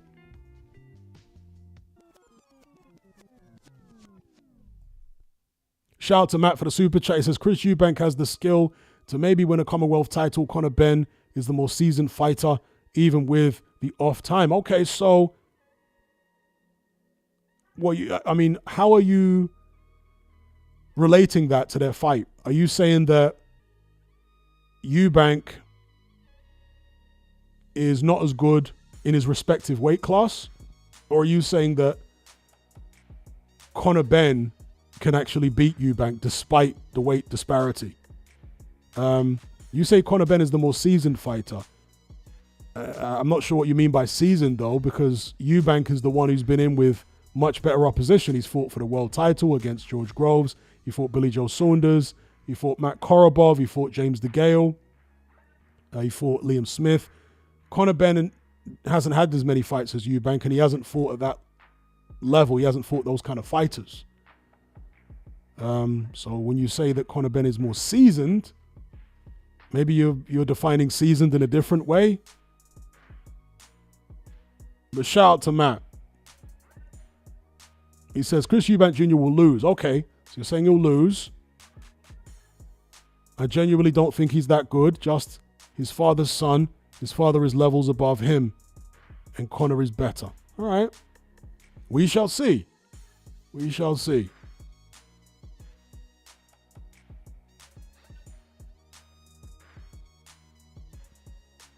Shout out to Matt for the super chat. He sees Conor Benn as better than Eubank. I mean, Conor Benn is kind of an unknown quantity, really, at 147 because he beat Chris Algieri and Chris Van Heerden, and then he went off the rails and decided to fight Chris Eubank Jr. instead. And since that time, he fought a couple of junior middleweights. But at 147, he's an unknown quantity. We really don't know how good he is or how good he can be because for whatever reason, he's not fighting the top guys at 147. And I've contemplated the possibility it's because Eddie Hearn doesn't think that Conor Benn's actually that good. Hence, pushing for the Eubank Jr. fight rather than pushing for a world title at 147, which is Conor Benn's weight class. But all will be revealed in time. So again, shout out to Matt for the super chat. Hibbett keeps asking me about London buses. I don't live in London. I haven't lived in London for years now, or in the UK. I haven't traveled on a London bus for even longer than that. London buses were always crazy. In fact, London buses in the 90s were a lot more crazy than they are now. You know, the old Route Masters, which anyone could jump on the back of, which had conductors on them. They have Route Masters now, but the doors close on the back, you know? The old Route Master, yeah, there was a conductor on it and no doors on the back. The old Route Masters were a lot smaller. Another super chat from Matt. He says, Eubank is not as good, period. Technically, Eubank is an old 35 who doesn't have desire. Whenever he stepped up, he got destroyed. Destroyed? He got beat. I don't know about destroyed. He never obviously wasn't stopped by Billy Joe. That was a competitive fight. George Groves soundly outboxed him. For sure. Soundly outboxed him in the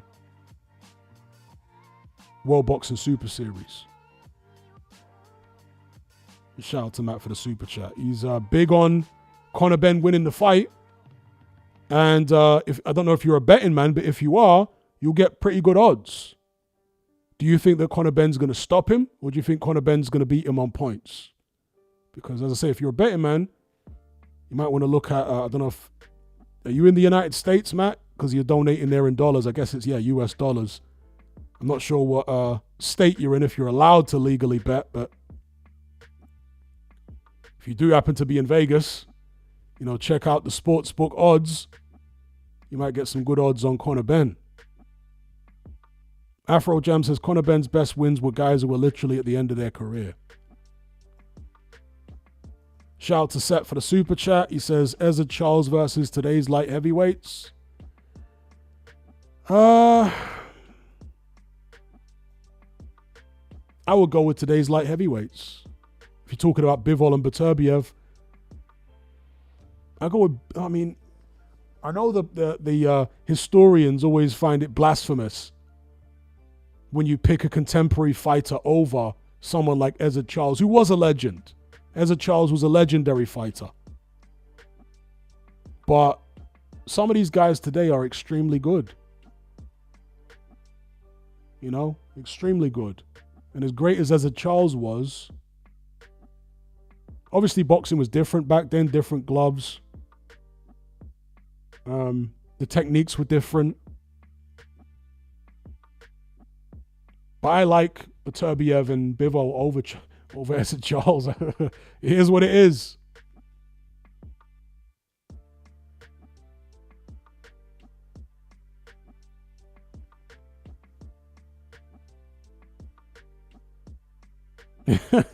Jackie Boy Johnson says, I'll wait for who Simon Jordan predicts so I can go for the opposite. Afro Jam says the Bendy bus was free travel to Central. That's a whole fact. The Bendy buses. It didn't last long. Who brought the Bendy buses in? Was it Ken Livingston? It was Ken Livingston, right? Who brought the Bendy buses in? Or was it Boris Johnson when he was mayor? No, Boris Johnson's the one who brought back the Route Masters. So I think it was Ken Livingston that had the Bendy buses.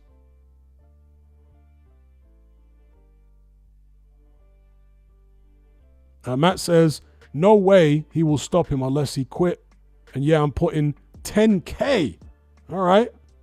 Putting your money where your mouth is. On a draw. I thought you were picking Conor Benn. Now you're saying you're putting 10K on it being a draw. Or you don't think they'll give Conor Benn a fair shake on the cards. Is that what you're saying?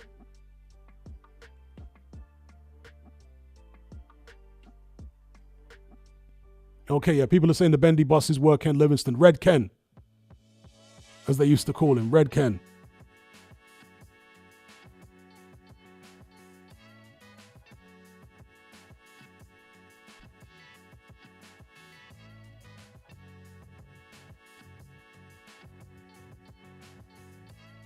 The Celtic Magician says, have you ever watched the film Annihilation? I don't think so. Remind me who's in it, because I've seen a lot of films over the years. Crip Talk says, from what I remember, Ben's shots were bouncing off those two light middles, weren't bothering them at all. My money is on Eubank. And certainly the majority of my subscribers seem to be picking Eubank as well. Stats Killer says, I guess he's talking to Matt. He says, are you a businessman or something? 10K. Hey, Matt super chats more than anyone on this channel, so I don't think he's broke. Let's just put it that way, because Matt super chats a lot here. A lot. So I wouldn't be so quick to dismiss his 10K, to be honest. I don't think he's lacking for money. Yeah, $5, but bro, sometimes he donates like 10, 11, 12 times on a stream, $5 every time. And he's doing it on a regular basis. So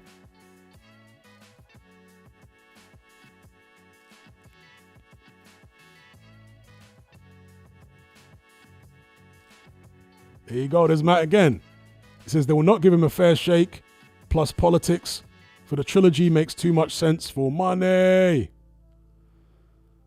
Yeah, a lot of people feel like Conor's dad, Nigel, didn't get a fair shake in his rematch with Chris Sr. Many people feel like Nigel deserved the win, but that was a draw. So will it be history repeating itself?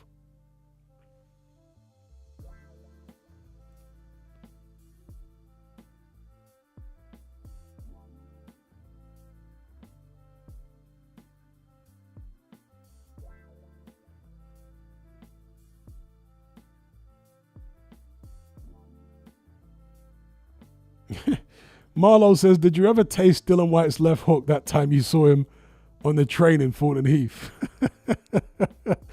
Yeah, there are some weird claims about me and Dylan White having a confrontation in the street. I mean, folks, I'm not stupid enough to actually try and fight Dylan White. I don't know how stupid people think I am. But yeah, give me some credit.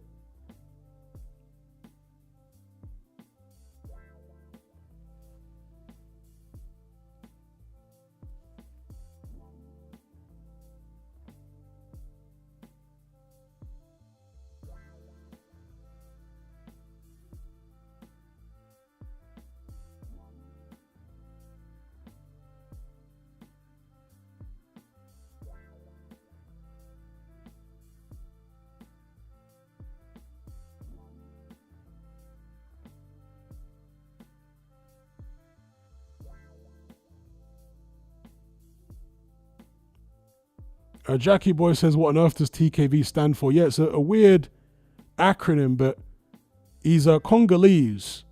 And so, because presumably they don't think most people will be able to pronounce his Congolese surname, they've abbreviated it to TKV.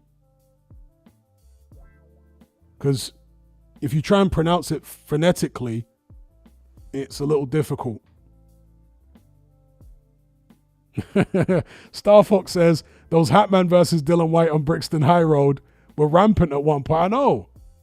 People acting like me and Dylan White had some like street beef or something and was scuffling, and I mean, it's bizarre. I don't want any beef with Dylan White at all and never did. So I don't know why people would think, yeah.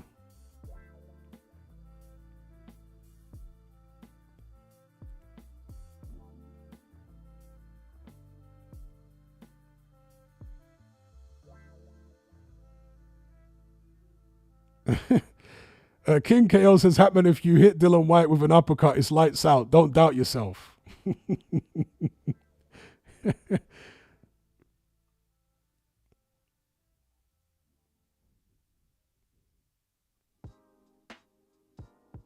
know, when people find out I'm a heavyweight, that's when they want to start like acting like I should fight.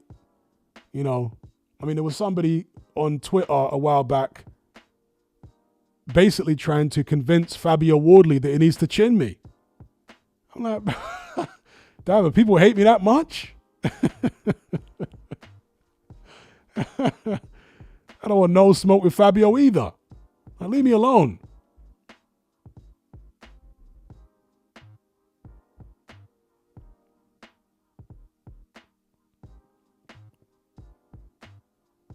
Issa says, would Dylan White even recognize you? He'd recognize me, but would he recognize me as Hatman? That's the question. I don't think so. I don't think he's connected the voice to the face. But he'll know my face, yes.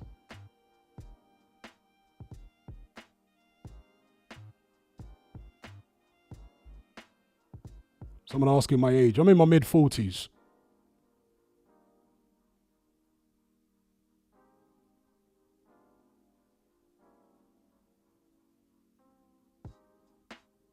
Someone making a claim here saying that Chris Eubank Jr. headbutted Senior and broke his nose. Oh, that's news to me. KS says Dylan White or Jarrell Miller in a bar fight. Well, at risk of incurring the wrath of Dylan White, I'd have to go with Jarrell Miller because he knows martial arts as well. I know Dylan White does, but Miller, I think, is even deeper in the martial arts. And, I mean, boxing is a martial art, technically, but, you know, other martial arts like kickboxing. Miller was actually a kickboxer, as was Dylan White. Dylan White did a little bit of MMA, as has Jarrell Miller. But Jarrell Miller, I want to guess, is kept up behind the scenes. You know, he hangs around with MMA guys and all that type of business. And he's just such a massive unit. If he got hold of Dylan White, I don't see Dylan White getting out of it, you know? And a far better chin, as Jackie Boy Johnson says there. So I'll go with Miller in a bar fight. Miller would be a massive problem in a bar fight, I'm telling you. The man's the size of the house with a rock-solid chin. If he gets hold of you, no holds barred, you're in serious trouble.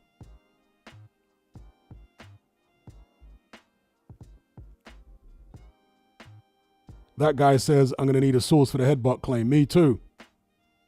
It's a hell of a claim. Parliamentary Procedure says, Riley versus Clark. Looking forward to that fight. Me too. That's a good one. Good matchup. One I've been calling for years. Encircled says, you just got to catch Miller while he's ordering everything on the menu.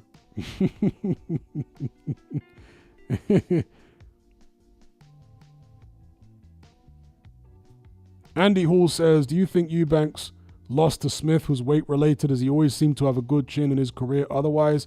Possibly. But punch resistance does tend to deteriorate over the course of a fighter's career to some extent. Some fighters more so than others. And also, maybe Eubank was just caught in the right spot.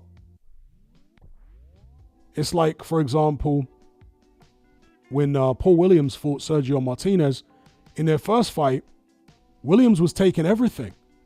If you've seen that contest. Literally everything. It seemed as though he was impervious to Martinez's power. But then when they fought the next time, Martinez cracked him with a left hand and knocked him out cold. Paul Williams went down on his face and he was unconscious with his eyes open. It was crazy. You guys remember that knockout? So all the shots he took from Martinez in the first fight, Martinez never caught him on that sweet spot. Whereas in that rematch he did. And maybe there was some damage done to his punch resistance in that first fight. You know, again, punch resistance can deteriorate over a career.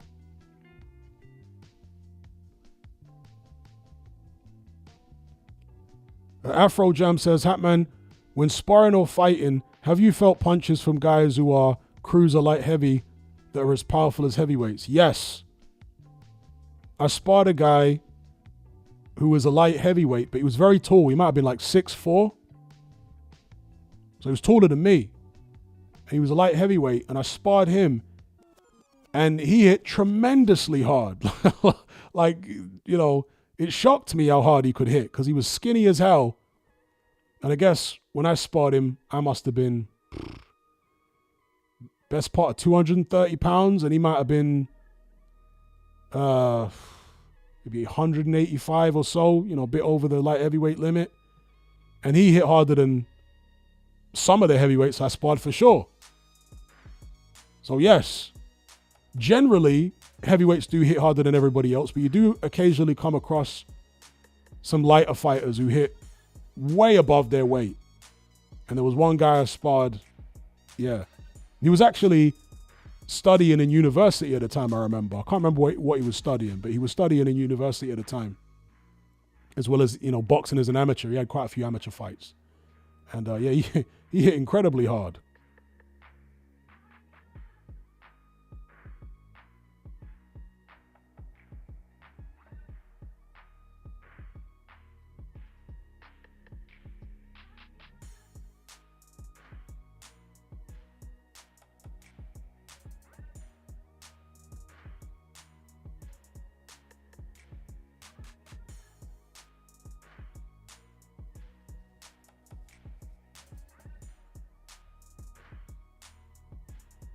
Jackie Boy Johnson says, have you ever been knocked out or hurt, Hatman? Never got knocked out, never got dropped, never got knocked down in a boxing match. I only ever got dropped in a street fight when I got sucker punched. But other than that, I've never been down. Only in a street, a sucker punch, you know, somebody hit me when I weren't looking.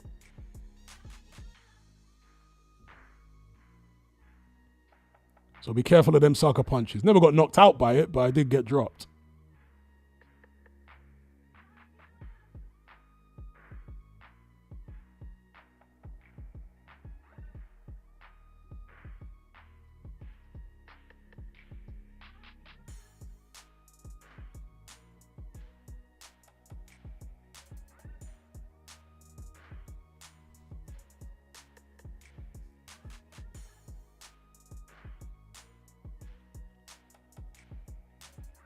Hang on. Rumors are having it that Chris Eubank Jr. waited for Chris Eubank Sr. to come out of... Okay, so this is...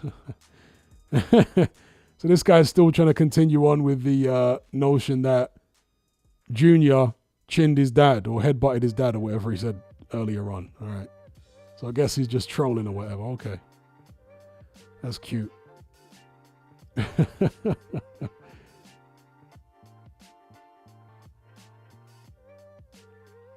Joey says, do you like the Mission Impossible films? No. No, I don't like the Mission Impossible films.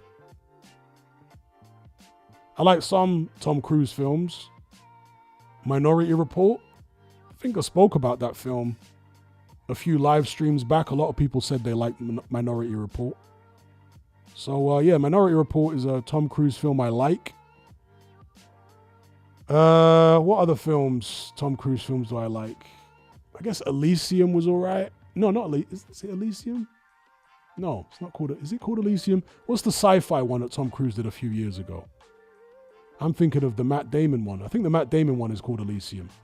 The Tom Cruise one, Oblivion. Yeah, Oblivion's pretty good. You know, not a classic or anything. Not as good as Minority Report, but it's pretty good. What's the other one that he did? Is it called Edge of Tomorrow? It has different names depending on... I think the US version has got a different name to like the European... It's the same film, but they just gave it different names in different regions for some weird reason. I want to say it's called Edge of Tomorrow. It's another sci-fi film. I like Tom Cruise in sci-fi. Live, Die, Repeat. Yeah, that's one of the names. But I think it's also called Edge of Tomorrow. Why they've given it different names, I don't know. But yeah. In fact, let me look that up now to give you the two names. I'm just looking up Tom Cruise's filmography here. See if it will mention both of the names of that same film. Why they call it two different things, I couldn't tell you. So yeah, Edge of Tomorrow is what it's called, which is what I said, but they gave it a different name. Okay, so on the poster it says Live, Die, Repeat. I guess that's like the saying for the film. But I swear they gave it two different names in different regions. Anyway, whatever the case may be, I thought that film was pretty good. Edge of Tomorrow. Tom Cruise and Emily Blunt.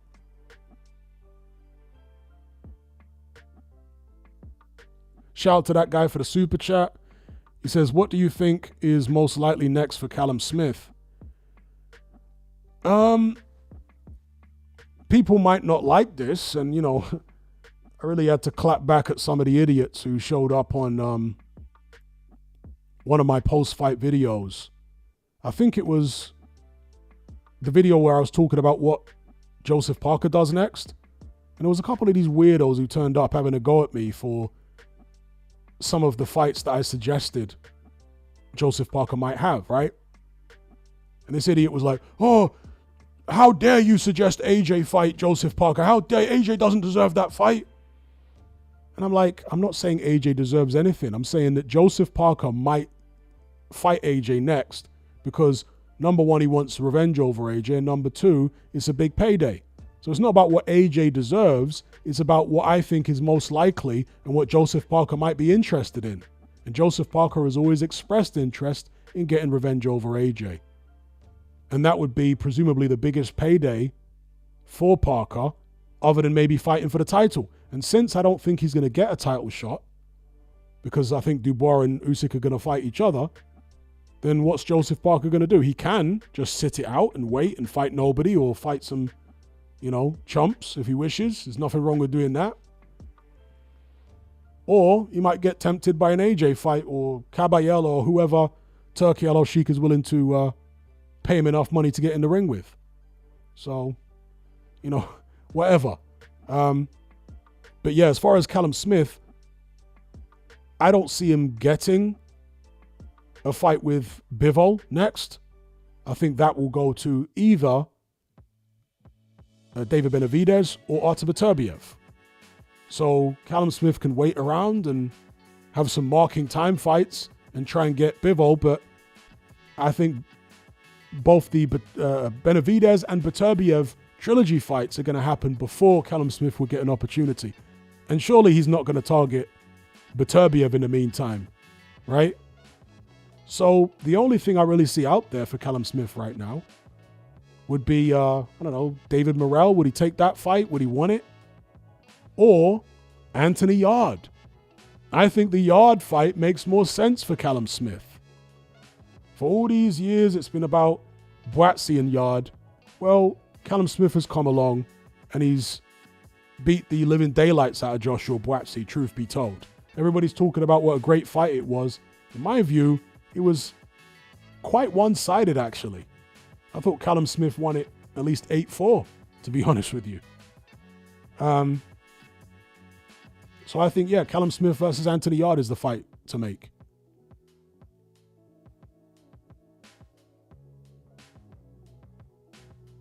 A shout out to that guy for the super chat.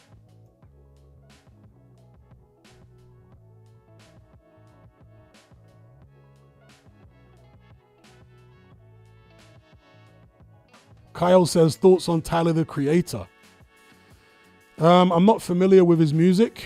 The only thing I really know about Tyler, the Creator was that clip that was going around a couple years back where he was freestyling on Funkmaster Flex, and he came out with some extremely fruity, zesty bars directed at Flex, which made for a very awkward situation and I guess funny situation, right? Other than that, I don't know anything about him. There you go. What made you go with that verse? What made you go with that verse?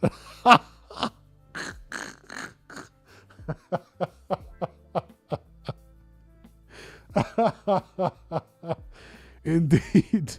What made you go with that verse?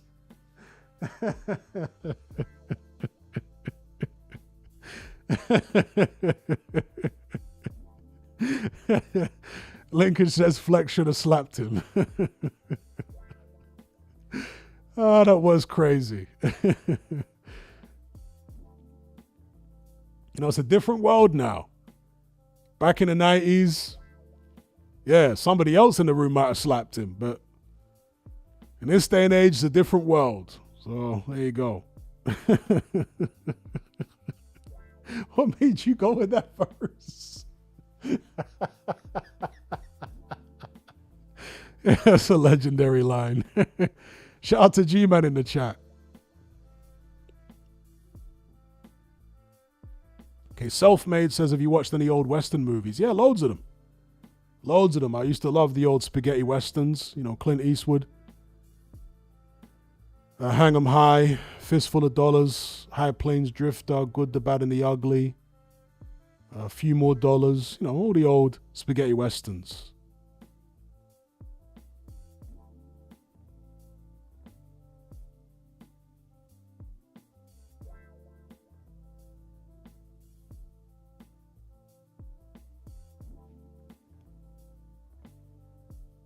Blazing Saddles.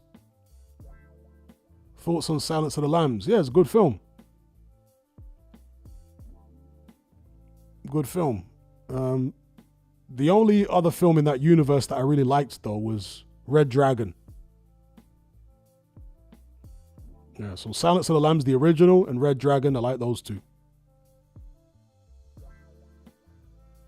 Tombstone, yep, seen that.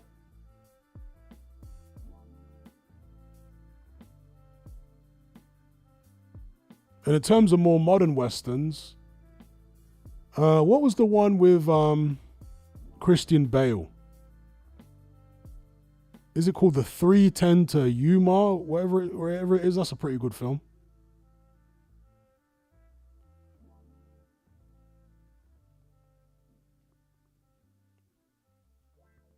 Shout out to Malik.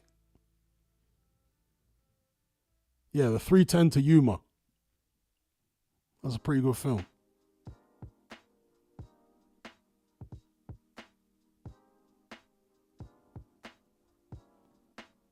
Do I like martial arts films? Oh, 210 to Yuma. Generally, not really, but I did like the old, way back in the days, 1970s, 1980s kung fu films with the terrible dubbing, because the dubbing was a cultural thing, right? In the 80s, everybody loved the Chinese dubbed movies. And my favorite all-time kung fu film is called The Buddhist Fist. Yeah, The Buddhist Fist. There are so many kung fu films with similar names, so I just need to double check so you guys don't get the wrong one.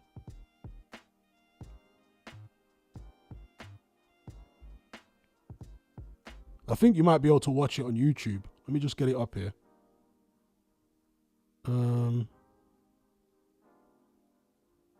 Is this the one? Buddhist Fist. Let me just click the link here.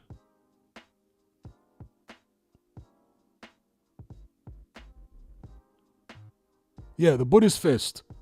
It's on a YouTube channel called The Wu-Tang Collection. All right? That is my favorite kung fu movie of all time. In fact, I'm gonna drop the link in the chat. If you want to see my favorite kung fu movie ever, here is the link. It's right there. It's hilarious. It's got all the, crazy dubbing, bizarre characters. There's a villain in this film, a hunchback villain who's totally bizarre, right, with a crazy voice and crazy dubbing. So there you go. That's the link. My favorite kung fu movie of all time. You can watch the whole thing on YouTube right there. The Buddhist Fist. I guess that film came out in the late 70s or early 80s. Classic.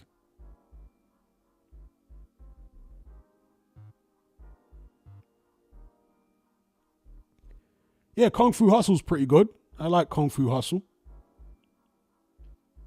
I did like that.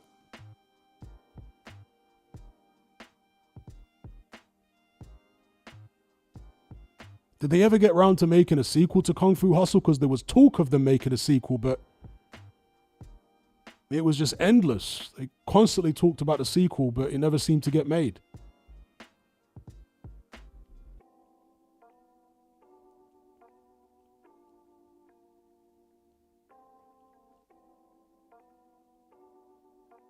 Shaolin Soccer. Yeah, I've never actually seen that, but it's made by the same guy, isn't it? It's starring many of the same actors. I never actually watched Shaolin Soccer. I know it's the same team behind it.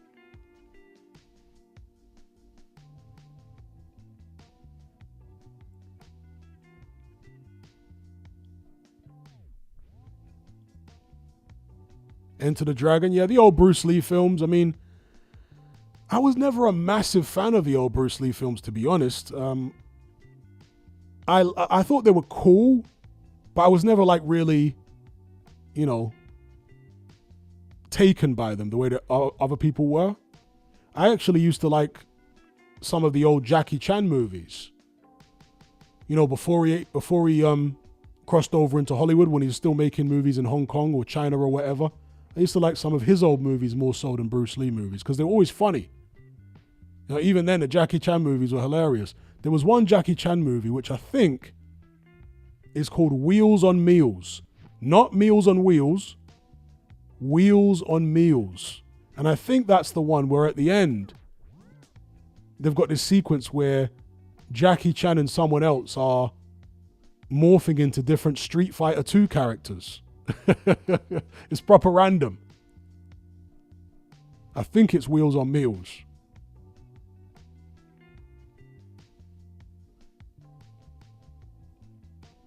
Shout out to Money Punch for the super chat. He says prediction for White versus Joyce and Akoli versus Riakpo.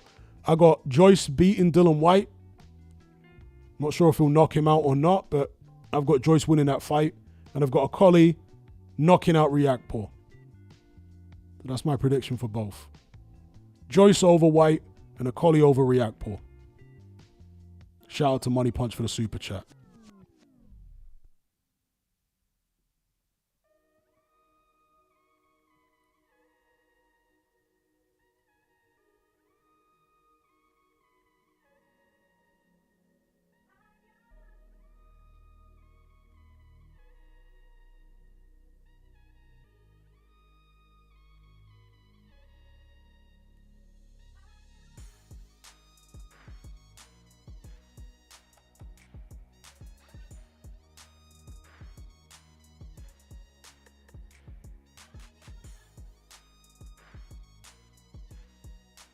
Shade says, Joyce lost to a guy White beat, though.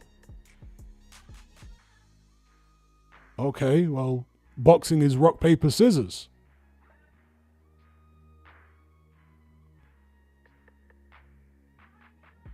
Boxing is not linear, is it? It's styles make fights. It's chess, it's not checkers.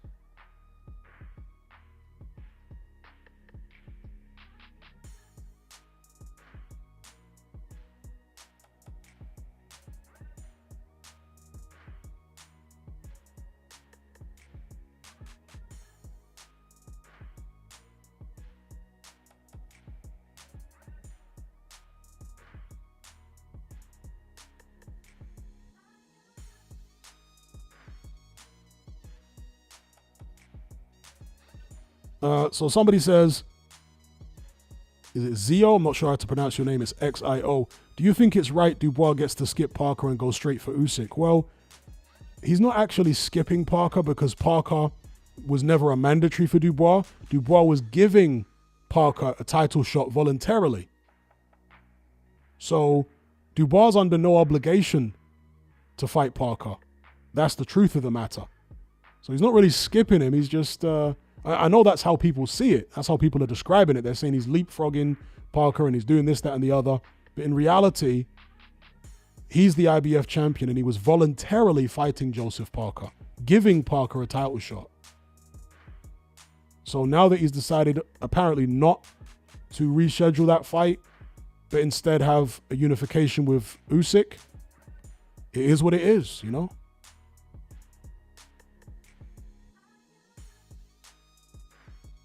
He didn't have to sign up to fight Parker in the first place, Dubois, you know? Parker was never his mandatory.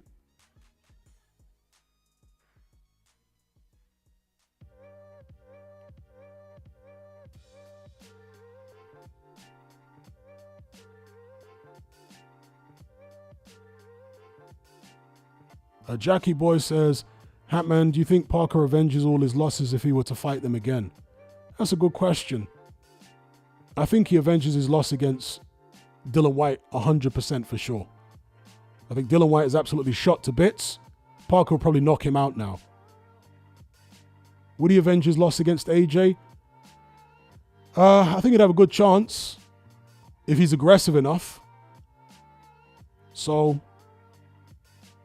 that might be the road that Parker decides to go down. You know, there was one of these idiots, again, having a go at me for suggesting that Parker might fight, you know, an option for him would be to fight the winner of White Joyce.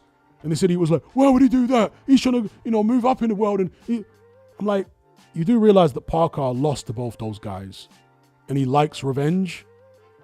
So, you know, I'm not suggesting something absurd here. And I'm not saying that Parker doesn't deserve Usyk or whatever. I'm talking about what I think will be most realistic. He's not going to get the Usyk fight next. It doesn't seem like anyway. So what's he going to do instead? Sit around and fight nobody? I mean, he's welcome to do that. But I don't think he will. I think he'll want to keep busy and he'll want to make money. And so the winner of White Joyce makes perfect sense because they're all Frank Warren fighters. So I think Parker will either fight. I mean, what are the options for Parker if he's not going to get Dubois or Usyk?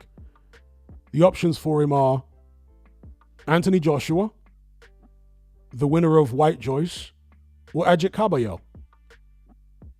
Those, I would imagine, are the three front runners for Joseph Parker to fight next, right? And in two of those instances, he gets the opportunity for revenge. Kabayel, some people might see as the most credible of those three fights, but it's going to bring the least amount of money to the table. And these are things that fighters do consider.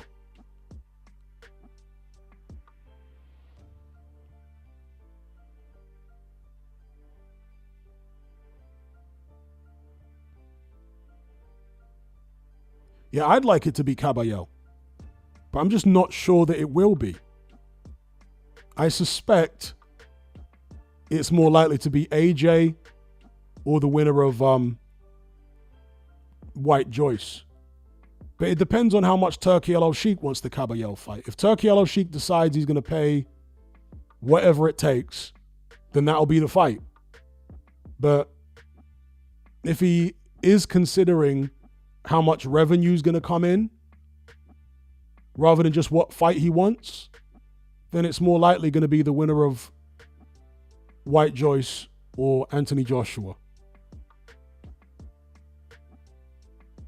Albie Reynolds says, I think Caballero is a bigger money fight than White 2 or Joyce 2. I completely disagree. I don't think it's anywhere near as big as the winner of White Joyce. Not even anywhere near as big. Ajit Caballero is still, I mean, the majority of money in boxing is in the Anglosphere, in English-speaking countries, like the United Kingdom, like the United States. Who in the UK knows who Ajit Caballero is? Outside of hardcore boxing circles, nobody knows him. Literally, no one knows who he is. Loads of people outside of hardcore boxing circles know who Dylan White is. Loads of people know who Joe Joyce is. So I don't see how Caballero would be a bigger money fight for Joe Parker than the winner of White Joyce. Because the money generated from boxing is based upon the recognition, the popularity of the fighters. Who knows them?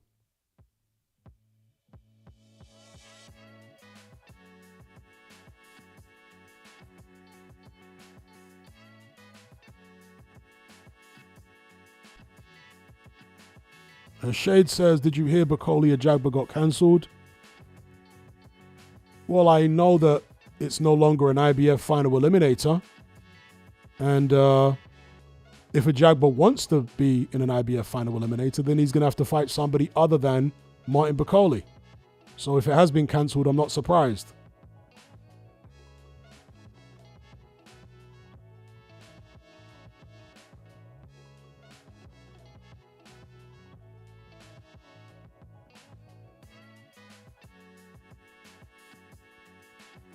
A striker says, Atman, have you seen the latest WBO rankings? Justice Huni and Moses Atalma at number 1 and 2 respectively. Looks like the table is being set for Atalma. Usyk will likely vacate the WBO soon. Well, I hope he does. And I hope it happens in time for Atalma to attempt to become the youngest heavyweight champion of all time. I hope that happens because I like to see records broken. Whenever I've said this, I've had Mike Tyson fanboys jump on me and say, why do you hate Mike Tyson? I don't hate Mike Tyson. If I'm using your logic, then I could ask you, why do you hate Moses Atalma? It's not about hating anyone. It's like, if you're a fan of athletics, track and field, do you not want to see world records broken? Do you not want to see someone run faster than Usain Bolt? I do. So why would it be any different with boxing? I want to see someone break Mike Tyson's record. It's nothing against Mike Tyson.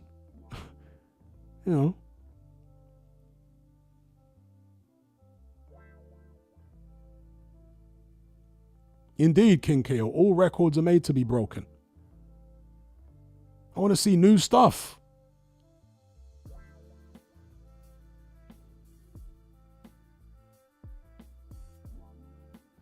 Guzzi says, isn't Atalma out of time to beat Tyson's record? Has to fight for the title next, I think. Yeah, but that is what somebody was just alluding to with regards to the WBO rankings. You've now got Atalma ranked number 2 with the WBO. And Justice Huni ranked number 1. So theoretically, if Alexander Usyk were to vacate, then that would give an opportunity for Huni and Atalma to fight for the vacant belt. The deadline is in May, so he's probably not going to do it, right? There's only like 8 weeks left, or I don't know, 10, 12 weeks, something like that. Couple months left to break the record. So it seems very unlikely, but technically it's still possible.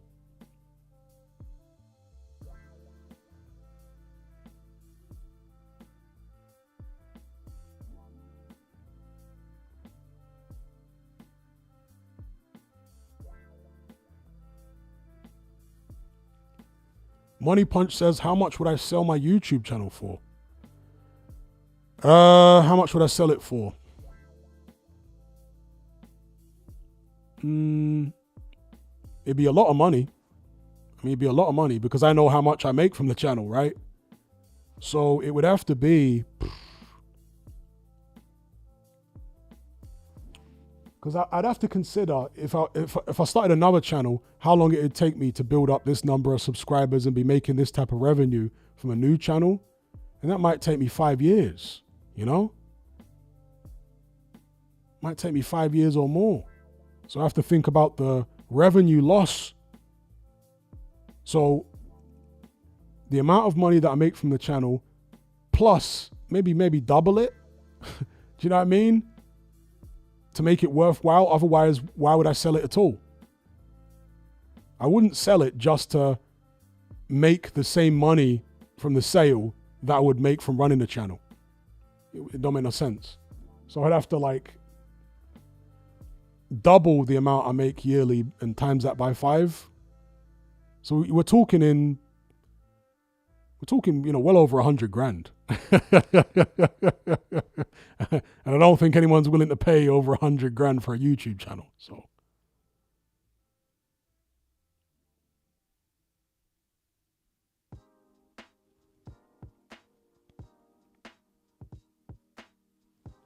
it'd be over 100 grand. It'd be well over that, to be honest. Maybe like 150 grand or something or more. Yeah, because this channel alone makes enough money for somebody to live on comfortably. Just this channel alone. Never mind the other stuff I do in the Patreon and all that, which makes, you know, the same amount and more again. Actually, more. My Patreon actually makes more money at the moment than my YouTube channel. But yeah, YouTube channel generates a lot of revenue.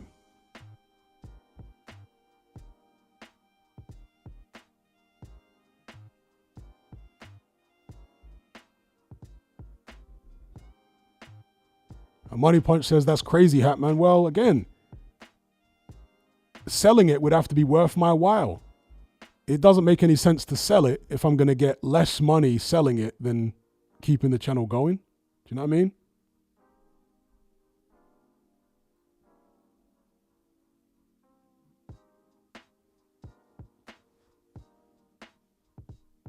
And again, you'd have to think about, well, how long would it take for me to get another channel up to this level of revenue? Probably take me a few years. So it's not worth selling it, really.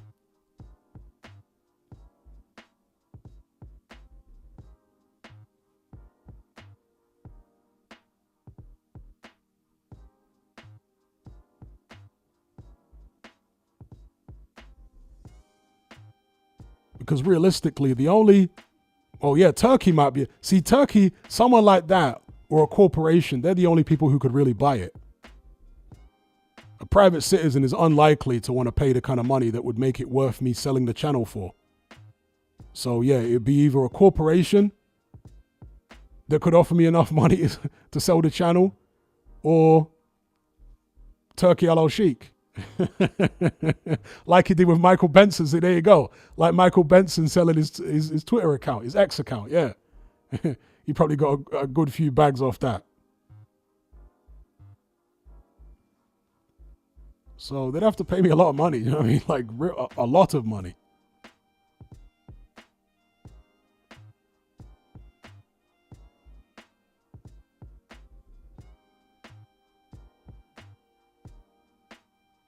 Ayed says, I actually missed the Benson account. The Benson account was so reliable for information, you know? Very reliable.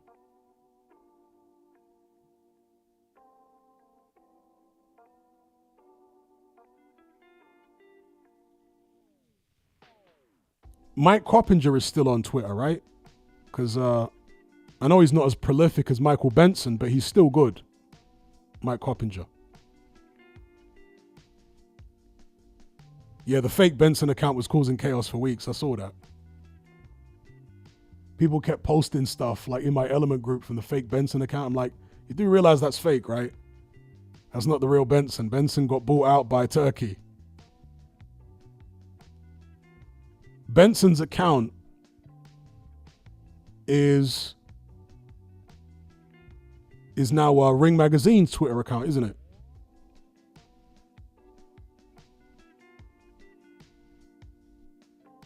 Lincoln says, what happened to Benson? Is he just counting his money on some beach? Yeah, probably. Or he's invested the money somewhere. Or maybe he works for Ring Magazine now.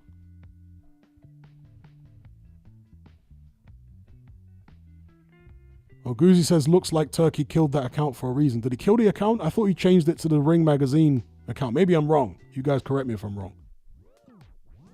Ayed says, I think he works for TalkSport still. Okay. Yeah, because he worked for TalkSport already, right? So I guess he just retained his job, but he now doesn't tweet anymore or something. Okay, yeah, he just changed it. Ring Magazine, yeah. So it's the Ring Magazine Twitter account now. Previously, formerly Michael Benson. Probably the most prolific boxing journalist on Twitter, wasn't he?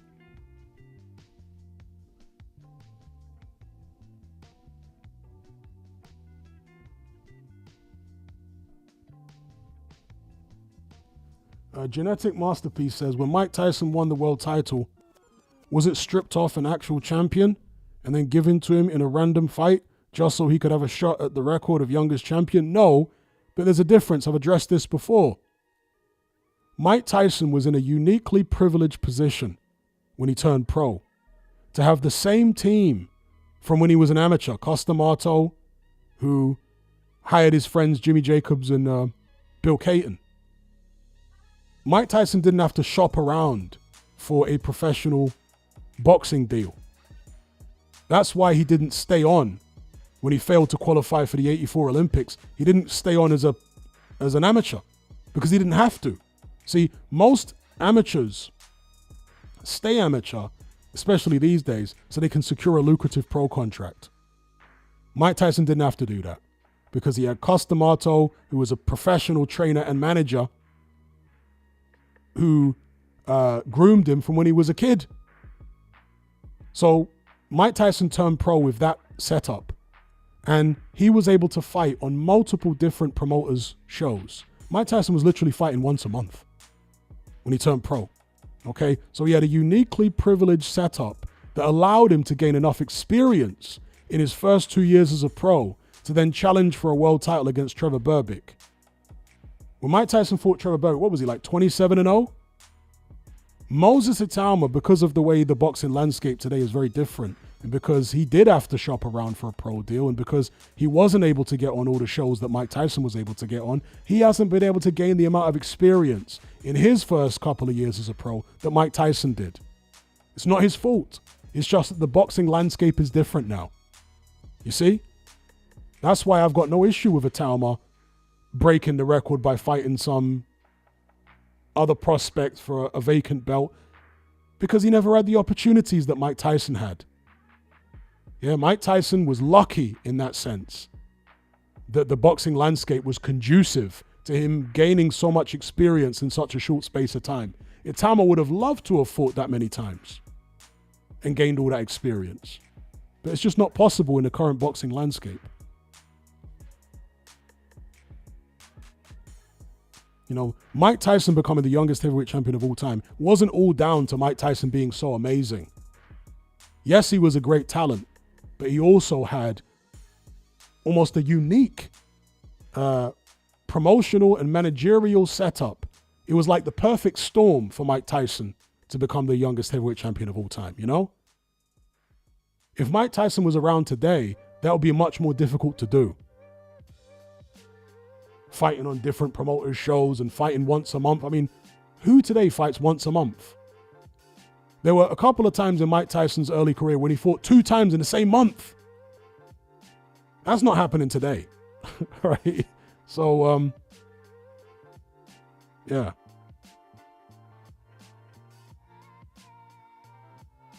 Janae Masterpiece says, yeah, but most of the time we're getting a title shot isn't right because who has he beaten to warrant a title shot? We need to see him against. It is right. I don't see why it's not right. He beat Dempsey McKean, right, who fought and lost to Filip Hrgović.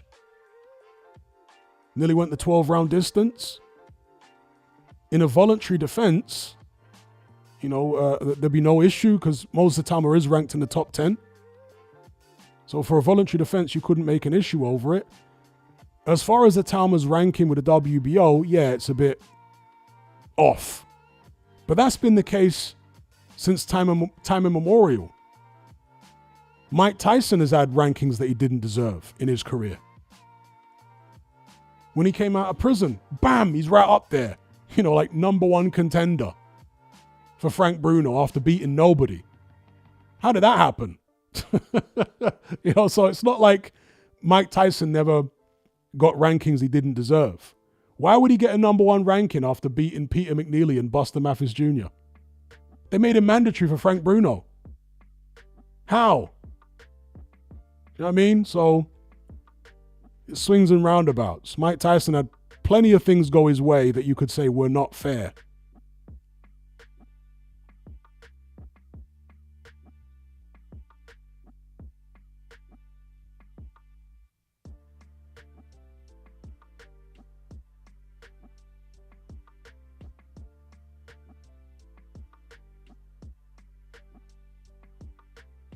Okay, Fox says, Hatman, just remember I said Atama will probably fight Huni for a vacant belt, if anything. Yeah, I remember you said that. Yeah, you were the first person that I remember saying that. And you could be bang on. Let's see.